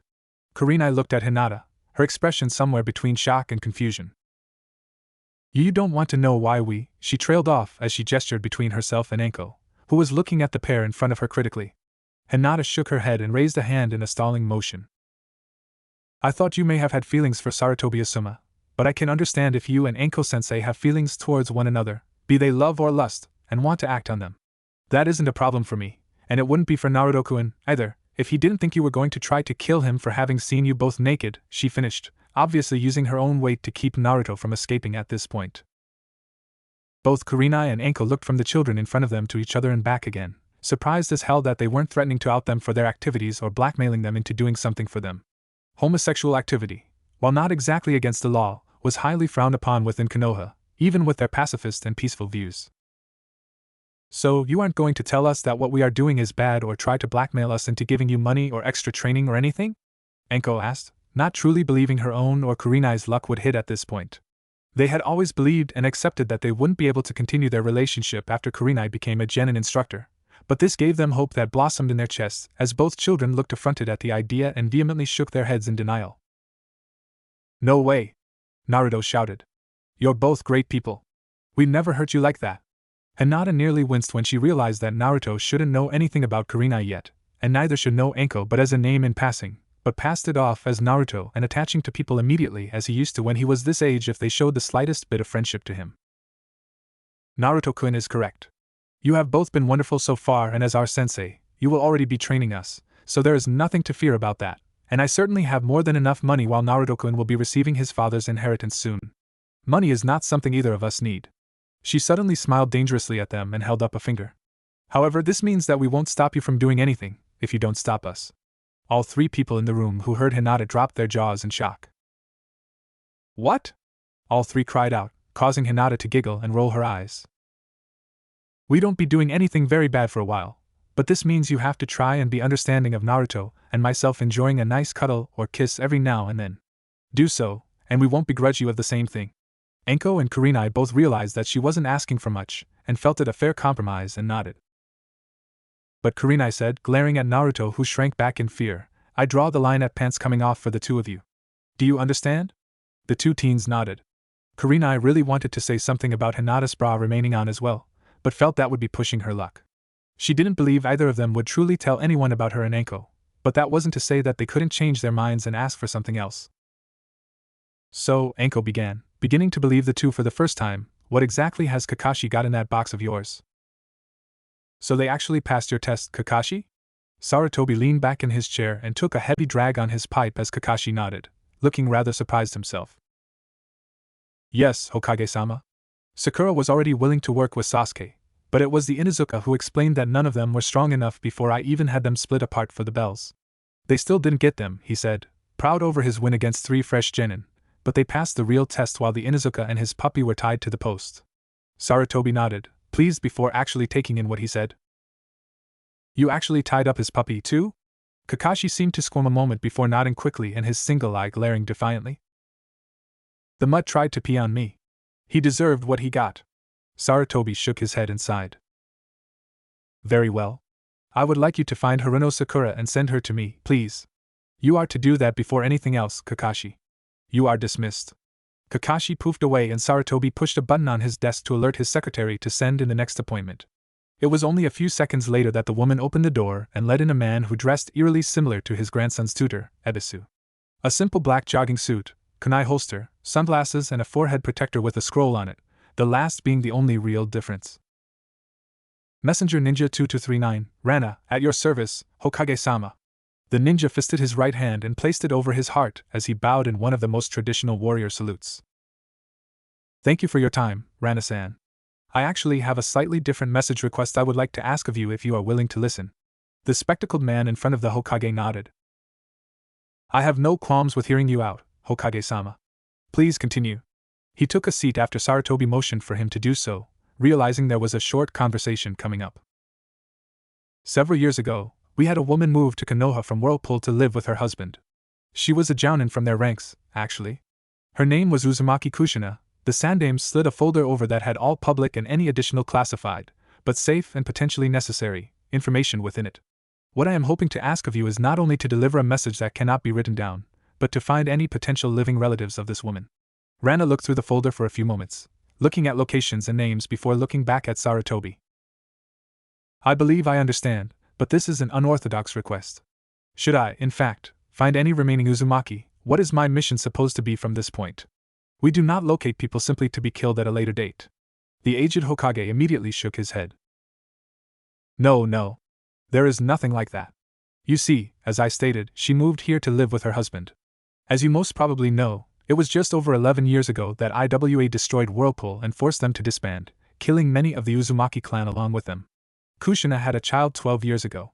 Unfortunately, the night of the Kyuubi attack, she died during childbirth, and her husband died during the attack while fighting off the beast. Rana nodded and double-checked the folder to be sure the information he had already committed to memory as accurate. So, this is actually to see if the child has any remaining family, then, since you cannot be sure if any are still alive to deliver the message itself to, and then deliver it if any are found? Correct.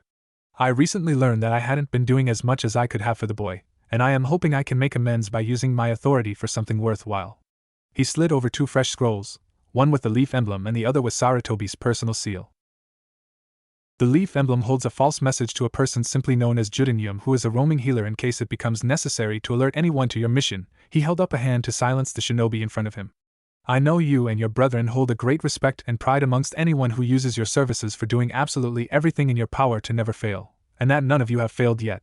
But this is merely a request in asking for any Uzumaki to alert us to their existence, and that we have an orphaned Uzumaki we would like to let know he has a family.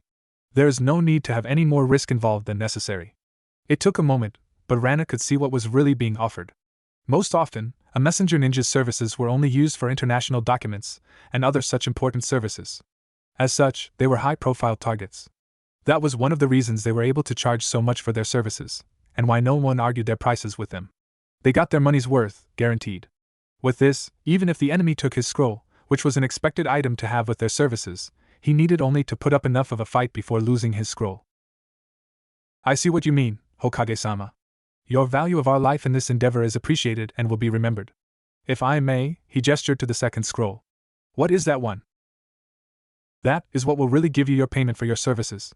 This is a request of the Sarutobi clan, not the Hokage of Konoha. As this is the case, you may only speak to myself, or my son, Asuma, for the resolution of this mission. That scroll is to be shown to only a Sarutobi or an Uzumaki. It is a blood seal, so only one of those two lines can open it. It details exactly what I'm hoping to achieve because of all of this. I know I said that the message couldn't be written down, but this isn't the same part one wished to deliver. Kushina and her husband had several enemies, I am afraid, hence the request being as odd as it is. As such, you will be paid 4 times your usual fee for such services. Rana went wide-eyed as he realized how much he was getting. This was the equivalent of collecting the bounty on one of the most infamous Nukenins still alive. Hokage-sama. I don't know what to say. Sarutobi chuckled. Just say I accept, and I am sure we can both be happy about our decisions. As Rana did that very thing, Sarutobi recognized his secretary flare her chakra a moment to let him know he had another visitor. Should I make contact with any Uzumaki, I give them the scroll you have handed me and await to see if they have any instructions, yes? Sarutobi nodded. That would be it, yes. Rana bowed in the more traditional method this time and left, allowing the pink-haired Haruno Sakura to come in. Ah, Sakura-san. Please sit down. Sakura did as commanded, quite obviously nervous. Thank you, Hokage-sama. Sarutobi waved off her formality as he got down to business. No need for the formalities. This is going to be an interesting conversation and I want us both to be comfortable. Also, he said as he noticed her nervousness spike, you have done nothing wrong and are in no trouble. Put mostly at ease, Sakura scrunched up her face. Then, if I may ask, why have you called me here, Hokage-sama? Mentally, he sighed. Why couldn't more people treat him like Naruto did when he asked for no formalities? First, I must get your assurances that what we discuss in this room will never be spoken to anyone other than the two of us, and only when I call you in here to discuss it outside of an immediate emergency. Failure to do so will be considered treason and immediately followed by execution, he told her, his voice grim. He didn't want to be so serious, or to start things off this way, but he needed her to know exactly how severe secrecy would be in this case. You have the right to choose not to hear me out, and if you do, you can leave now and we will not discuss this again. Regardless of what you choose, you will never speak of this meeting to anyone. If you agree to the mission I wish to give you, or not, once you hear it, you have the choice to decline, the previous rules still applying. Do you accept? After waiting a few moments of letting that sink in and letting the girl's wide eyes stare at him long enough without blinking, he decided to see if he fried her brain. Sakura-san? What? She shook her head a moment before blinking rapidly. I can hear you out and still decline the mission, but I won't be able to tell anyone about any of this no matter what. Correct? Sarutobi nodded. Okay. I'll hear you out, I suppose? Very well. As of this moment, anything discussed will get you killed if you speak about it to anyone. Now I am aware you hold feelings for Uchiha Sasuke and that you are a part of his Genin squad, number 7, and passed your evaluation today. Are these facts correct? Blushing brightly at being called on her crush, she nodded. Yes, she squeaked. I am going to be frank with you, Haruno-san. Many of us in power are worried about the boy's mental health. Do not interrupt, he commanded firmly as he saw her open her mouth, probably to defend the boy's overly large pride. Now, during the Uchiha massacre that night, young Sasuke returned home just in time to witness his older brother, the very same brother Sasuke looked up to more than anyone else, murder his parents. He continued through, not allowing her to ask questions as her eyes widened horribly and she paled. Itachi used a very vile technique on Sasuke that night. It was one of the world's most powerful genjutsu. It made Sasuke watch as Itachi killed his parents, and the rest of the Uchiha clan, repeatedly for 72 hours straight. Sweet Kami, Sakura whispered, never having heard the actual story from anyone before. Everyone had known that Sasuke was the lone survivor and that he had confronted his brother that night and survived, but no one her age knew this much. It was after that the sweet, caring Sasuke died and he became the boy you know him to be today. Gulping, Sakura looked at her feet as she spoke. Why are you telling me this? In truth, Sarutobi heard what Naruto had told him about Sakura being the one that had wormed her way into his heart. Naruto said he had learned after the fact that she was nearly able to get him to stay in Konoha and not defect to Orochimaru. He was hoping to strengthen that very bond and possibly forestall such a thing from happening again. He just couldn't tell her this. To be honest, it is because we feel he needs something to live for, he said, gauging her reaction carefully. Or perhaps someone. She looked up to him so quickly he was worried her neck would snap and her eyes widened to almost comical proportions. SSS someone. You mean? Sarutobi nodded as Sakura trailed off and a blush flushed over her cheeks. What I propose is to guarantee that Kakashi works extensively on team building exercises and makes sure that you and Sasuke spend a moderate amount of time together, he said, leaning back. He hated to put a girl into this situation in the best of circumstances. And these were far from even good ones. But she was a ninja, and this was something that came with the job description. They were also extremely young, which was one of the few things that also eased his mind, as nothing serious was likely to develop for some time, even with hormones kicking in at such ages. The Uchiha's cold attitude would keep her distance for a while also. After all, the Chunin exams were only 7 months away that Konoha would host them. The exams coming up in a month were being hosted in IWA, and they didn't want to risk Konoha Genin in such an area without decent combat experience, so only the older teams were allowed in. IWA held grudges far too strongly. There were simply too many accidents last time for them all to have been merely coincidence. I will also have Kakashi under orders to allow the two of you to share tents, since you would be the only female and need to share with one of the team under most conditions anyway, and make sure that, in general, you are near each other often enough to help you build such bonds, perhaps even team building exercises as sleepovers and such. He watched as she blushed brightly before paling drastically. Do I keep a? She drifted off, but her fears were certainly clear to the aging Hokage. No. Friendships would be nice, yes, but I only ask you to get close to form a strong bond with Uchiha-san. Seeing that a little more was needed, he decided to hint at the true purpose, but lead her another direction.